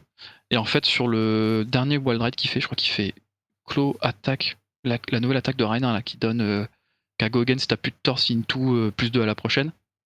Donc, ça y est, je me dis, ça y est, on y va, on envoie les grosses patates là. Père Destruction. Je sais plus, mec. Okay. Et en fait, il enchaîne sur le Wild Ride, et en fait, derrière le Wild Ride, il draw discard Blood Rush sur le top deck. Ah, et je me dis, plaisir. Ok. Donc là, je suis serein parce que je sais que il y en a plus qu'un dernier. Et je me dis, bon, les probas pour qu'il l'ait, c'était ok, quoi. Donc moi, je bloque beaucoup ce tour-ci. Je pète la balance pour essayer de faire full value, puis après, je le grind, quoi. Je le grind à fond. Quand même pas mal de chance sur la discard. Sur la disrupt, parce que j'enchaîne en fait T0, T1, je sais plus, je fais un Mid Madness qui lui banish la carte de son arsenal. Et en fait, derrière, j'hésite à envoyer ou pas le live. Et je me dis, vas-y, go, parce qu'on n'aura jamais le temps, faut pas le temps de setup, faut y aller à fond. Et je l'envoie, et en fait, je suis récompensé parce que je crois que le tour d'après, j'ai le Codex of Reti qui arrive. Et lui, pareil, il finit sans arsenal, donc je peux y aller, je peux le disrupt à fond encore, et ainsi de suite. Et il finit quand même. Il est quand même force jour Calio parce qu'il finit quand même par trouver son 3ème Blood Rush. Mais trop haut en PV. Et en fait, comme je les grind et que je les disrupt quasiment tous les tours, il arrive à me faire un gros tour, mais pas assez, en fait, pour me ramener à son range à lui. Et du coup, derrière, en fait, je l'enchaîne, quoi. Et en fait, ce que je disais, c'est la force de Sleepy, c'est qu'à un moment donné, quand t'as moins de 10 PV, bah, t'es obligé de faire gaffe à tout, quoi. Parce que sinon, ça part trop vite, quoi. Bah, surtout quand t'as pas de DR, quoi, et que t'as des cartes qui bloquent pas. Genre, franchement, Caillou, pour le coup, entre les Wild Ride Pelping qui bloquent pas et l'absence de DR, il prend cher, quoi. C'est ça, exactement. Et puis, il a quand même réussi à me jouer la DR brute, qu'il a réussi à mettre je crois, en arsenal pour contrer un livre, donc quand même bien joué. Mais ouais, après derrière à la fin il a plus assez de PV et puis moi j'enchaîne les gotos sur les petits stealth et du coup ça part, quoi. Yeah. Carré. GG. Et t'as ouvert quoi? T'as ouvert ta GF? Oui, elle là. Attends, vas-y, je te montre en plus, c'est pour toi ça. Ouais, je sais en plus. Oui, le Anotos, il est beau. J'étais tellement content. GG, franchement, belle ouverture. Belle ouverture. Ok, super plaisir. Et bah, félicitations en tout cas. Trop bien que tu gagnes. Ouais. Il y avait Charles qui disait quand est-ce que tu reviens sur Boltine. Fini Boltine. Ouais. Je crois que c'est terminé. C'est deck de merde. Ouais, ouais, t'as raison, joue des bons decks. Comme ça, tu gagnes. Et bah, merci. On va passer au sujet suivant. Comme ça nous évite de finir trop tard aussi, hein, messieurs. Allez. Petit sujet pour finir cette émission. Nos attentes pour 2026. Je pense qu'il y a pas mal de choses à dire. Ça va être cool. On sait quelques trucs. On projette quelque chose. Geoff, je vais te laisser commencer. Qu'est-ce que tu attends pour cette année 2026? Fais ta liste au Père Noël. Pour cette année 2026, je souhaiterais que Ice revienne. En vrai, c'est pas juste un souhait personnel parce que j'aime les héros Ice, même si évidemment c'est un argument qui prévaut, mais en fait, je trouve que actuellement, en fait, je trouve que tous les héros dans la méta peuvent faire ce qu'ils veulent. Dans le sens où, tu vois, Mario, ça disrupt la main, c'est cool. Sleepy, enfin les assassins disrupt, c'est cool. Mais en fait, tu peux toujours jouer avec 2 cartes si tu arrives à bien jouer. Surtout qu'il y a de plus en plus de frigo, donc c'est pas trop compliqué, on va dire, en tout cas au début de la partie, de pouvoir se prémunir de ça. Et je trouve que les decks sont trop puissants actuellement. Et en fait, je me dis, le fait de ramener du Ice dans la méta, ça permettrait justement de diluer un peu la puissance des héros en réinjectant du bleu dans les decks. Même si c'est un petit x3 bleu par-ci par-là, ça fait diminuer la puissance des héros. Et je trouve que c'est une mécanique qui manque dans Flesh and Blood, le fait juste d'avoir des cartes qui coûtent plus cher et de devoir tourner parfois autour de ça. C'est une mécanique qui est très forte. Honnêtement, je vais pas dire le contraire, même si je l'adore. Et je trouve qu'elle est très très pénalisante pour beaucoup de decks, donc il faudrait réussir à la faire revenir d'une manière stable et sensée. Mais ouais, franchement, un retour de Ice, j'aimerais bien. Je pense honnêtement que ça rafraîchirait beaucoup la méta. Et je serais content de jouer. Donc, T'es fort en jeu de mots, toi, dis donc. impeccable. Ouais, t'as vu, je suis fort en jeu de mots. Non, mais ouais, Ice, j'aimerais bien. Et j'aimerais bien particulièrement un Ranger Ice. Je sais que je suis pas le seul ici. Incroyable ça. Ouais, franchement, je kifferais de ouf. Et moi, oui, je c'est vrai suis que tout nu Brock, aussi, un Ranger Ice. Brock a raison, j'aimerais bien que Teklo soit un minimum jouable. Ça serait cool. Mais voilà mes souhaits. Mais et 2026. puis c'est aussi la promesse d'origine de LSS de se dire ouais, vos héros passent LL, mais vous inquiétez pas, vous pourrez quand même toujours jouer vos cartes. Sauf Ouais. que le problème, c'est que là, on n'a plus de. Et je compte pas Jarl dedans, parce que Jarl, je trouve qu'il est. En vrai, il peut pas jouer toutes les cartes de classe, tu vois. Donc en fait, on doit Non. avoir un moment des héros Wizard et Ranger qui ont utilisé les talents Ice et Lightning pour Ranger, du coup, à venir, parce que la promesse était de. Vous pourrez toujours jouer toutes vos cartes pendant toute la vie du jeu. On n'a plus de héros qui utilisent ces talents, donc Ranger Ice Lightning et Wizard Ice, depuis plus de 2 ans, je crois. Allez, pas loin de 2 ans, je pense. Oui. Islander dans bientôt 2 ans, ouais. C'était elle est partie après Lexi. Ouais, elle est partie après Lexi, ça devait être avril ou mai 2024. On peut plus jouer Ice, mais je compte pas. Non, mais voilà. Ouais. En tout cas, il y a un pool de cartes qui est toujours inaccessible. Et moi, j'aimerais bien qu'on puisse. Moi, j'aimerais trop rejouer des Ranger Ice, tu vois. Je kiffe ça. Même Wizard Ice, tu vois, c'était cool à l'époque. Islander, quoi qu'on en dise, le héros, il avait un fort impact sur la méta. Mais au moins, ça permettait de jouer différemment. Mais ouais, je te suis là-dessus. Je veux du Ice. Je sais. Camille, qu'est-ce que t'attends toi pour 2026 ? Qu'est-ce que t'aimerais voir là ? Moi je peux rejoindre, ouais. Ice, ouais. Ice Thunder, c'est le héros avec lequel j'ai vraiment fait commencer la compète. Et je suis d'accord, ça manque, ouais. Ça manque de. Qu'on doive y réfléchir en fait. De se dire, ah attends, il me faut des bleus, parce que c'est vrai que les bleus sont un peu boudés en ce moment. Et de se dire, ok, quel bleu je prends, mon ratio. En fait, on se pose plus trop la question du ratio, à part de se dire, ok, il me faut une bleue par main, à peu près. De ouf. Du coup, t'arrives à 12-13 et puis tu dis, bah ok, ça y est, c'est bon, le ratio est bon.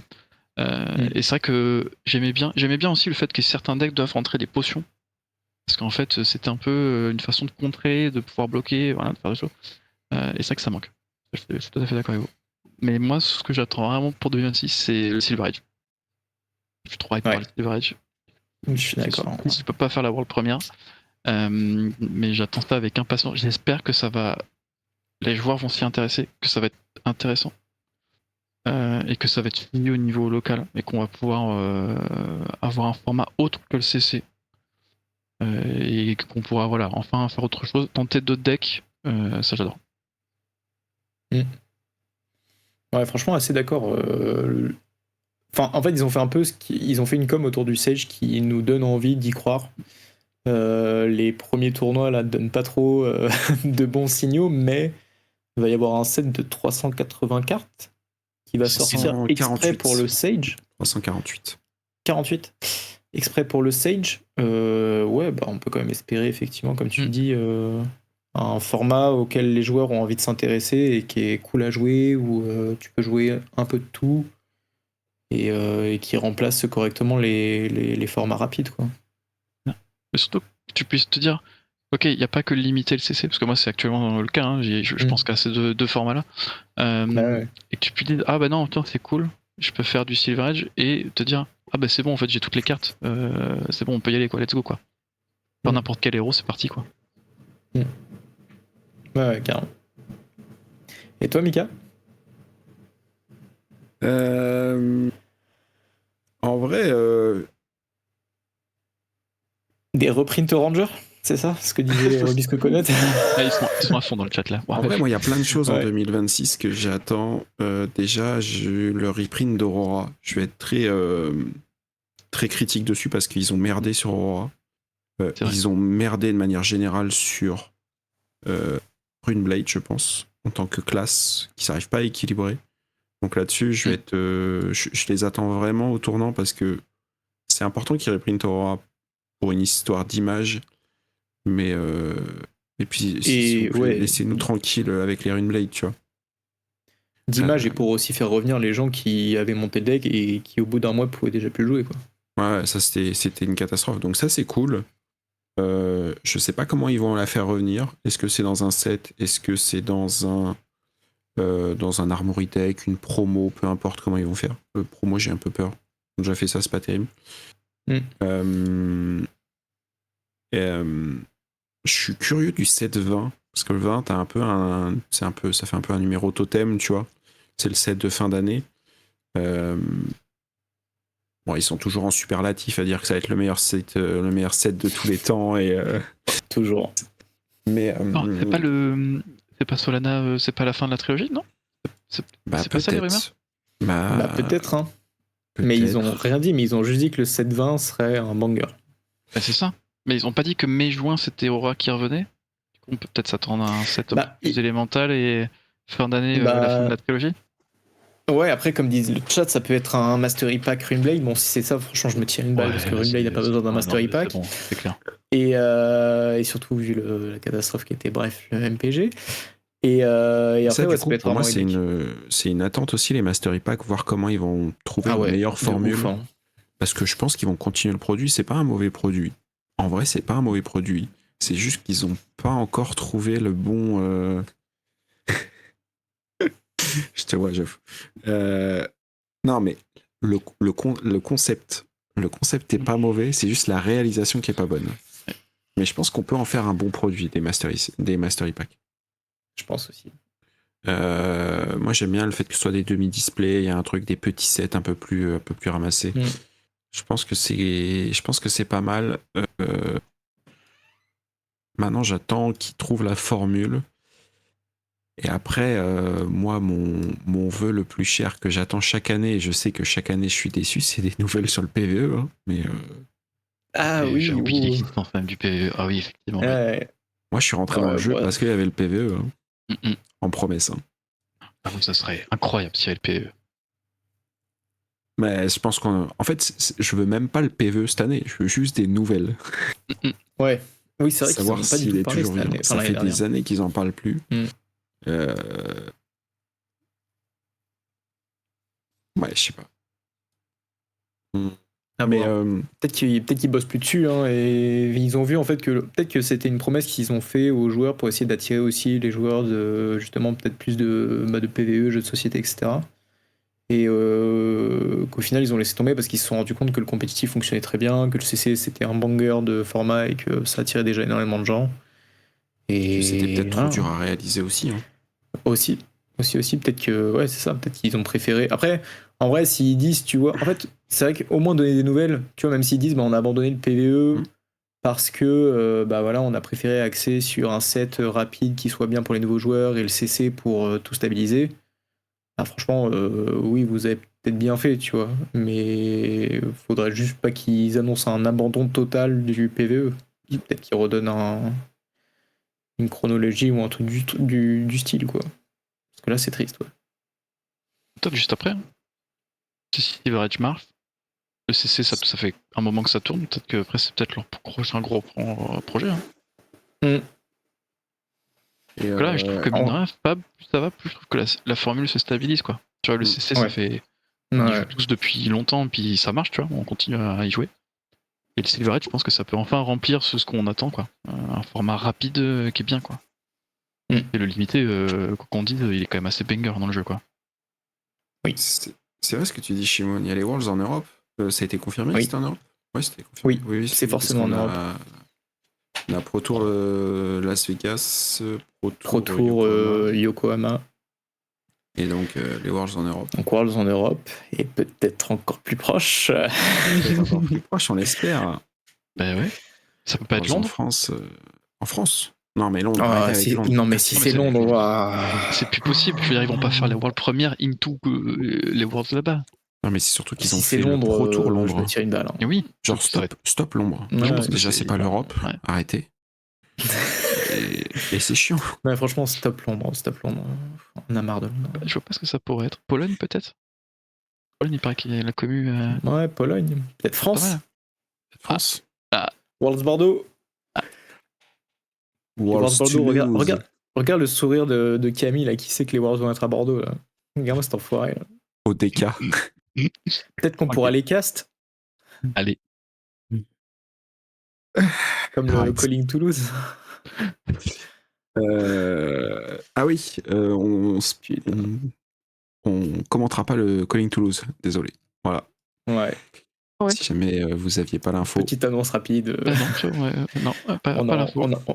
On n'a pas eu les droits, c'est pour ça que je fais Voilà. ce petit air. Du coup, on le jouera à la place. Mais on va essayer de faire des trucs quand même, vous inquiétez pas. On ramènera la GF à la maison. Un petit stream live quand même, non? Oui. Ah bah, histoire de montrer un peu. Très, Ouais, très bien sûr. certainement. Allez, voilà. Il y aura du vlog. Et sinon, ouais, je voulais dire un autre truc sur 2026. Je sais plus, c'était peut-être pas important. J'ai hâte de voir aussi les Armory Deck qui vont se ramener. Tu vois, les nouveaux Armory Deck. Parce que là, je trouve qu'ils ont fait un bon choix globalement. Ils ont un peu brassé, je crois, toutes les classes là maintenant. Il n'y a pas Wizard. Oui, sûrement. Pas Wizard. Effectivement. C'est vrai. J'attends avec impatience. Et pas Illusionniste. Même s'il y a eu un deck Gravy Bones. Non, mais de toute façon, les illusionnistes, ils sont tous LL à chaque fois, donc t'as pas le temps de leur faire un Armory Deck. Hein. Ouais, c'est vrai. Il reste que Prism, mais Prism est à 800 points. Ou 700. Titre mensonger. Il y a le GOAT qui est là. Ouais, le titre est peut-être un peu mensonger, Vis. Effectivement. On s'est dit qu'est-ce qu'on met comme titre ce soir. J'ai proposé la méta, elle a changé. Ça a plu aux deux autres, donc impeccable. Voilà, et puis moi j'espère ne jamais arriver en 2027 pour ne jamais revoir Dromai. Voilà. C'est mon souhait le plus cher, mais je pense qu'on n'y arrivera pas. Bah non. Est-ce que ça serait tant un problème que ça? Je suis pas sûr. Faut voir la méta en vrai. Pas sûr. Hein. Alors, le trap là qui permet de faire des dégâts là, tu sais, histoire de clean le truc. En fait, le problème c'est qu'elle a du board, et à partir du moment où t'as du board, bah c'est un problème. Killriot c'est mort. Ouais, mais c'était Popper quoi, tu vois. Il y avait Popper plus board, tu vois. Il y a quand même.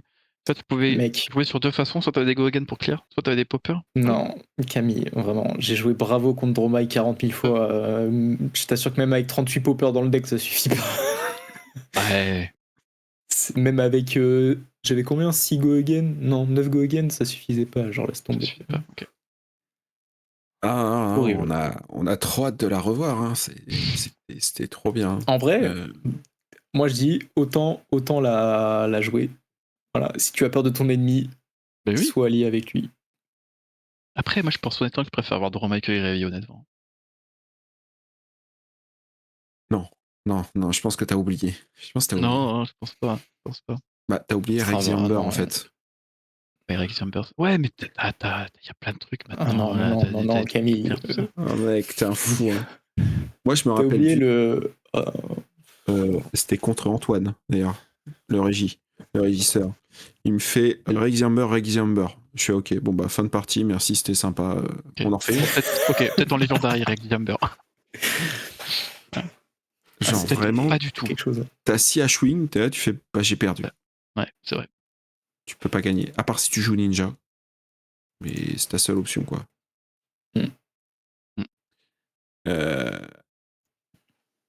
Vous avez oublié de souhaiter des fables bien fortes pour 2026. Ah, ouais.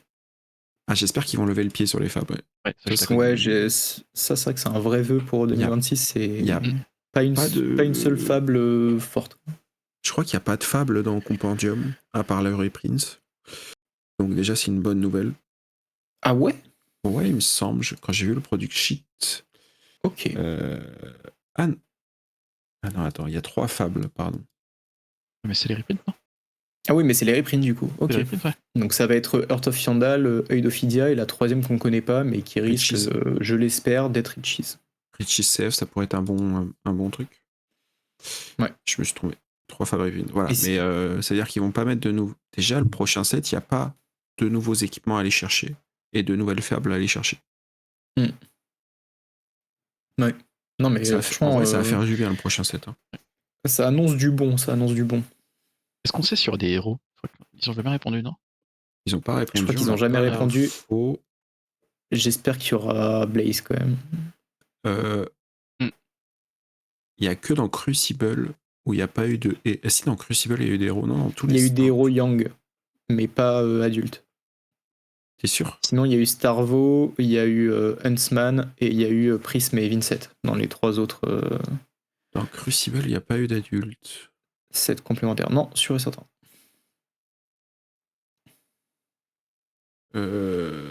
Ok. Ils ont reprint les tokens de héros dans Crucible, apparemment. Ils ont sorti 4 héros jeunes, c'était Valda, Kavden, le marchand, Benji Kasai. et Kasai, ouais, c'est ça. Ah ouais. Et Datadol. Et Datadol, putain, oui, j'ai oublié Datadol. Ouais, ils avaient sorti beaucoup de héros jeunes, ouais. Mais en tout cas, il y a toujours eu des héros dans les supplémentales, donc il y a de fortes chances qu'on ait un héros.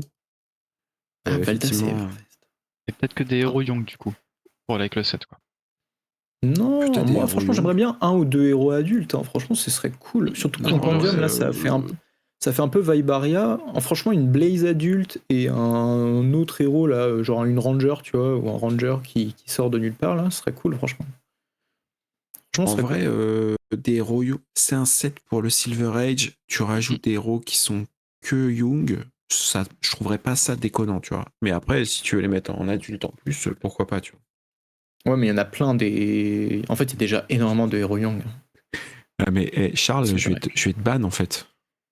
Terra adulte, mon rêve. juste mon Ça rêve. manque de gardiens. Quel mec toxique, putain. Écoute, on a autant de gardiens. Je t'ai déjà dit, Mika, on a autant de gardiens, on a autant de héros de nos classes en LL pour l'instant. Ah non, j'en ai un de plus. Putain, merde, j'ai oublié Holdim. Cœur sur toi. Ah bah non, bah si, c'est ça. T'as Azalea et Alexis, et moi j'ai Holdim et Starvo. Allez. Donc arrête de te plaindre.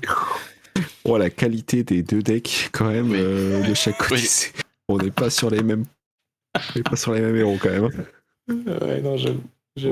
Autant Alexis c'était bien toxique quand c'était fort, autant Azalea ça a toujours été plus ou moins ok. Je fais une carte mécano qui fait du gold pour jouer l'autre moitié de mon wording de héros. Ouais, c'est vrai qu'elle manque un peu de génération de gold peu fine, ce qui lui ferait du bien. Mais ça, je suis assez confiant que les héros qui sont en dessous, ils vont être assez soutenus. Et sans soutenir les héros qui sont trop forts, je leur fais confiance là-dessus. Je pense qu'il n'y a pas besoin. Ce qui serait bien, c'est d'améliorer les héros qui sont en dessous et d'amener des cartes soit tech, soit des cartes qui varient un peu les plans de jeu des héros qui sont déjà au top, quoi. Ce serait cool pour un peu diversifier le deck building, se poser encore toujours plus de questions quand tu choisis tes cartes et tout. En vrai, c'est ce qui est le plus kiffant quand tu regardes tes decks et que tu te dis ah mais attends, cette carte là elle est cool quand même. Ouais, mais ça va faire du bien. Je trouve que c'est une bonne idée d'avoir fait un supplémental. Là, à ce moment-là du jeu, en vrai, il tombe bien parce qu'il y a plein de héros qui ont besoin de plus qu'une carte d'expansion slot. C'est vrai que c'est bien, l'expansion slot. Je trouve ça c'était un très bon apport au jeu. Et ça, des fois, il y avait des héros où une carte, ça les transformait et ça leur permettait d'exploser. Et d'autres héros où non, une carte ça suffit pas, il en faut encore une autre, et ainsi de suite. Il y a des héros qui ont besoin d'un pack de cartes et pas juste des majestiques. Des fois il manque un peu des communes et des rares qui ont donné de la glu au deck. Tu as les decks qui ont vraiment de la difficulté, genre Max, tu vois, Max il lui faut Ouais, Max, ils ont donné un Armory Deck, ils ont pas réussi, mais Compris en deck max. ouais, c'est peut-être leur plus gros échec, je pense, sur le jeu. Plus Oui, que le Mastery Pack Gardien. oui, sur cette année, oui, je pense que l'Armory Deck Max c'est un échec de ouf. Alors qu'on sait tout qu'il fallait juste High Octane, SP, Max, ça y est, c'était fini quoi. Tout le monde était heureux. Ouais, de ouf. Ouais, clairement. Franchement, de ouf. Il manque d'esprit Riptide. Bonne blague, j'aime beaucoup. Ouais, n'empêche, Riptide, il lui manque un truc là. Entre les trappes, les boucles, les Non, flèches, mais il manque mec, un petit Lily, tout ça Ça quoi. fait 3 ans qu'il est sorti qu'on dit qu'il lui manque un truc. Et à chaque fois, j'ai l'impression que c'est le seul héros qui a eu limite une spé par set dans les C'est vrai, expansion c'est pas slots. faux. Ouais. Et genre qui a jamais réussi à sortir la tête de l'eau. Genre, c'est un délire. En fait, je pense que Riptide, ils savent pas quoi en foutre. Et en fait, mettre une carte comme ça de temps en temps, ça fait pas une synergie complète, tu vois. C'est à chaque fois, c'est une petite idée. Tiens, tester cette tech card en plus, est-ce que ça va mieux? Non. Tester cette tech card en plus, est-ce que ça va mieux? Non. Bon, tu vois, ils jettent des petites cartes comme ça au compte-gouttes sans avoir un bloc de cartes qui dit tiens, ça, c'est une stratégie en plus viable qui fonctionne entre elles, mets-la dans ton deck. C'est ce qui manque, pas que à Riptide, mais il y a certains héros, c'est ce qui leur manque, tu vois. C'est vraiment un bloc, tiens, une stratégie qui fonctionne, qui fait de la value, qui marche, qui est puissante. Et avec ça, tu vas gagner.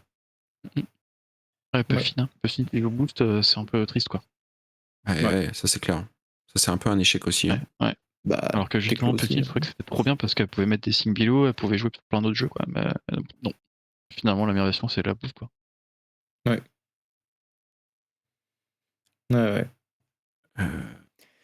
Bon, bah, en vrai, des beaux souhaits pour 2026. Faudra voir faudra regarder cette vidéo en décembre là et et voir si tout a été concrétisé ou pas.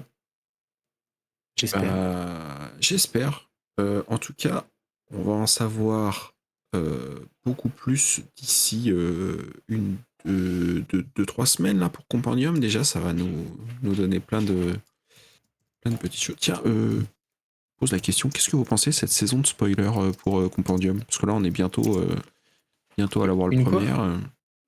Pardon, quelle saison? Une Quoi? quoi? Une. Pas au courant. Ouais.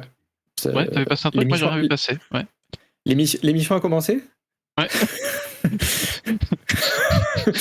Ah, l'émission a commencé. Ok. Ah pardon, je ne savais pas. Ok, merci messieurs, j'ai ma réponse. Non, en vrai, Demi-Pêche, il a raison.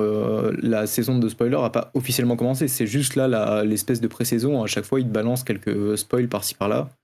Et en vrai, qui balance tous les reprints et qu'on ait plein de nouvelles cartes pendant la saison de spoil, tant mieux, tu vois. En vrai, je préfère ça plutôt que de dire c'est le début de la saison de spoil, qu'elle soit vraiment officiellement lancée et qu'on ait plein de cartes qu'on connaît déjà. Là, au moins, on sait que au début de la saison des spoilers, on n'aura que des nouvelles cartes, normalement. Ah, mais c'est quand le début? C'est ou pas? C'est le 30. En fait, ils vont tout révéler en un week-end. C'est ça que je trouve bizarre. Ça me paraît étrange aussi. Hein. Mais je crois que c'est même. Non, je crois que c'est quand même avant, non?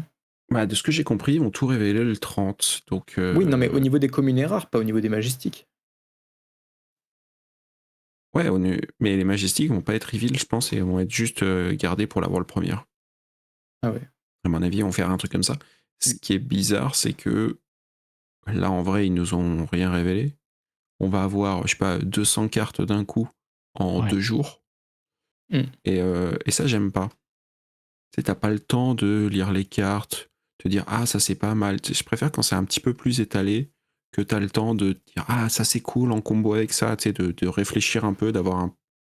Parce que du coup, tu vois plein de cartes, il y en a que t'oublies, et tu perds un peu le fil. Pas sûr qu'on ait les 200 d'un coup, mais en tout cas, ça a été annoncé que le 31, toutes les C et R vont être spoilées. Hein. Ouais. La manière dont c'est dit, c'est on révèle toutes les C et R le 31. C'est pas le 31, vous aurez toutes les C et R parce qu'il y aura eu la saison d'avant. Au 31, toutes les C et les R seront révélées. Ce qui représente. Si, ça peut quand même dire que sur la semaine d'avant, il y a une saison de spoiler. Peut-être. Ouais. Mais ça fait 266 cartes. Oh, En une semaine, ça va être énorme quand même, quoi. De communes est rare. Ah ouais. 266 Ouais, cartes mais de après, communes est rare. après c'est nécessaire hein, qu'il y ait les cartes qui soient spoilées pour le calling, parce que sinon le calling pendant la World Premiere aurait été imbuvable. Genre, si tu découvres encore des cartes la veille du calling, c'est un enfer pour aller les chercher et tout. Enfin, laisse tomber.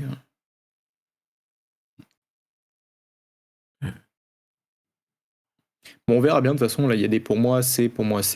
Effectivement, ça me paraît très bizarre que tout soit drop le 31. Ça ferait un peu trop.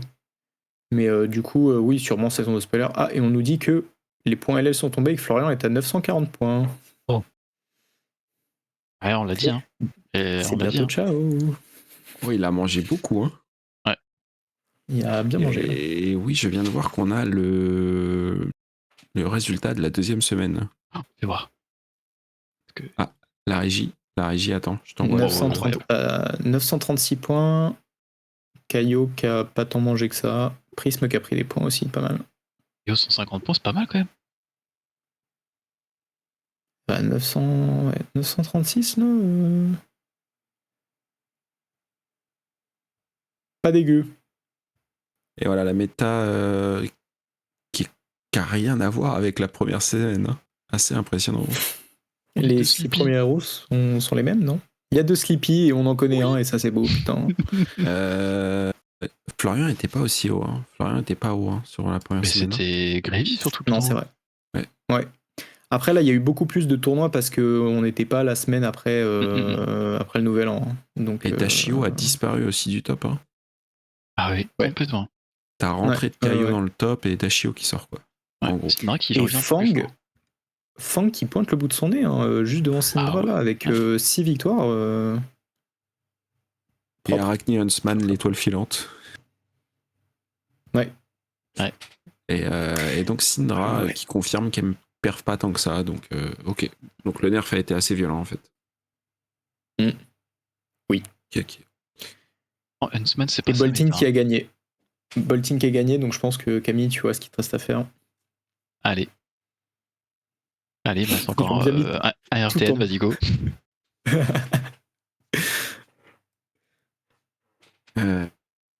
Et bah super. On l'annonce Tu veux qu'on annonce, chef? Tu veux qu'on donne des petites cacahuètes au chat Pourquoi pas Et bah une bonne nouvelle, encore une. On a pour cette nouvelle saison de spoiler des compendiums of Wrath, on a un spoiler. On a un spoiler qu'on pourra vous révéler incessamment sous peu. Voilà. Carte de fou. Voilà. Ouais. On sait toujours pas. C'est toujours pas. On sait toujours pas. Ce sera une R ou une C de toute façon, donc. Voilà. Mais vous aurez bien encore un petit spoiler sur cette chaîne. Bien sûr, on vous communiquera la date de quand on vous la révèle. Et j'espère que vous serez là nombreux pour voir ça. On va essayer cette fois-ci. J'aime bien. On prend des pincettes. Ce n'est pas une promesse. C'est pas une promesse parce qu'on le dit à chaque carte. Mais tu vois, si je le dis, attends, ça nous pousse un peu à le faire. Ça nous pousse un peu à le faire. On va essayer de faire de la mise en scène. On va essayer de faire de la mise en scène. Moi, j'ai des idées. J'ai trop d'idées. Je voulais faire du fond vert avec de l'intégration 3D et tout. On verra. Mais j'ai pas assez de temps là, j'ai pas assez de temps. C'est trop compliqué. On va vous faire un pixel reveal comme d'hab. Ça va être dégueulasse. Non, en vrai, c'est vrai que ce serait cool de faire un truc sympa. Non, on va essayer de faire on verra. En fonction du taf et tout, de toute façon, vous le savez, on bosse tous en parallèle, donc on n'a pas forcément autant de temps que ce qu'on aimerait. Et d'argent. C'est vrai qu'on vient de se faire un débat sur la saison des spoils alors que vous saviez en fait. Ben non, on sait pas, on n'a pas la date. On n'a pas la date de reveal et tout. Ah ouais. Non, on n'a pas. Pas rien quoi. En fait, LSS communique toujours en te disant vous avez été sélectionné pour avoir un spoil, et ensuite donc ils te demandent des informations et après ils reviennent vers toi pour te donner et la carte et la date de spoil. Voilà. Donc il faut sub T3 pour vous motiver quoi. Non, on dit pas ça, mais c'est vrai que ça fait plaisir d'être soutenu. Ça aide. Non, honnêtement, ça aide vraiment. pour le coup. Bon, et ben on va s'arrêter là. Hein, Bah, belle émission. Merci à tous au chat d'avoir été aussi nombreux ce soir, ça régale, ça me fait plaisir quand vous êtes de là, ouf. on papote dans le chat et tout, un vrai bonheur. Merci à toi Camille d'avoir été notre invité. En plus on t'a un peu chopé à la hâte parce que c'était un peu tendu au niveau des dates, mais trop cool de t'avoir parmi nous. Ça fait un plaisir de te revoir Ouais. ici. Et puis Ça fait plaisir. trop Très bien très pour cool, ta merci perf. beaucoup. Si jamais tu veux restreamer parfois, n'hésite pas. Ouais, je sais. Ça fait un moment que je négocie avec ma boîte pour décaler ma réunion de 14h pour pouvoir reprendre les streams de midi. J'ai pas encore gain de cause. J'adore. Incroyable. Et puis si jamais t'as envie de revenir pour faire une émission avec nous, n'hésite pas, t'es le bienvenu. C'est la Avec maison. grand plaisir.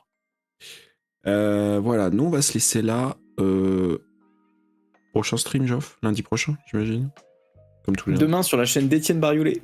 Ah oui, c'est vrai, mais ouais, trop bien. Trop cool. Tiens, on va mettre sa chaîne dans le chat pour ceux qui le connaissent pas. Je sais l'as pas, ou sinon. Ouais, demain sur la chaîne d'Étienne. Étienne qui, du coup, tous les mardis à 20h va faire du. Étienne qui est quand même. Qui était top 1 FR à un moment et qui fait tout le temps des sacrés perfs en tournoi. Qui vient de gagner un RTN d'ailleurs avec Verdance. Ouais, avec Verdance. Et du coup, demain, je crois qu'il va parler de son RTN et après, on va faire du gameplay Jarl. Il va me coacher. Eh ben ça va être Lundi prochain, ça va le être top. récap. Mais ça fait Ok. plaisir, donc n'hésitez pas à vous abonner à la chaîne d'Étienne. Ouais. Et bah voilà qui conclut cette émission. N'oubliez pas de vous abonner, de suivre la chaîne, les petits pouces. On est sur YouTube, Blue Sky, Instagram. Voilà. Et puis on vous souhaite à tous une très bonne soirée. Et puis à bientôt sur Fianel Café. Ciao, ciao. Salut tout le monde. Ciao.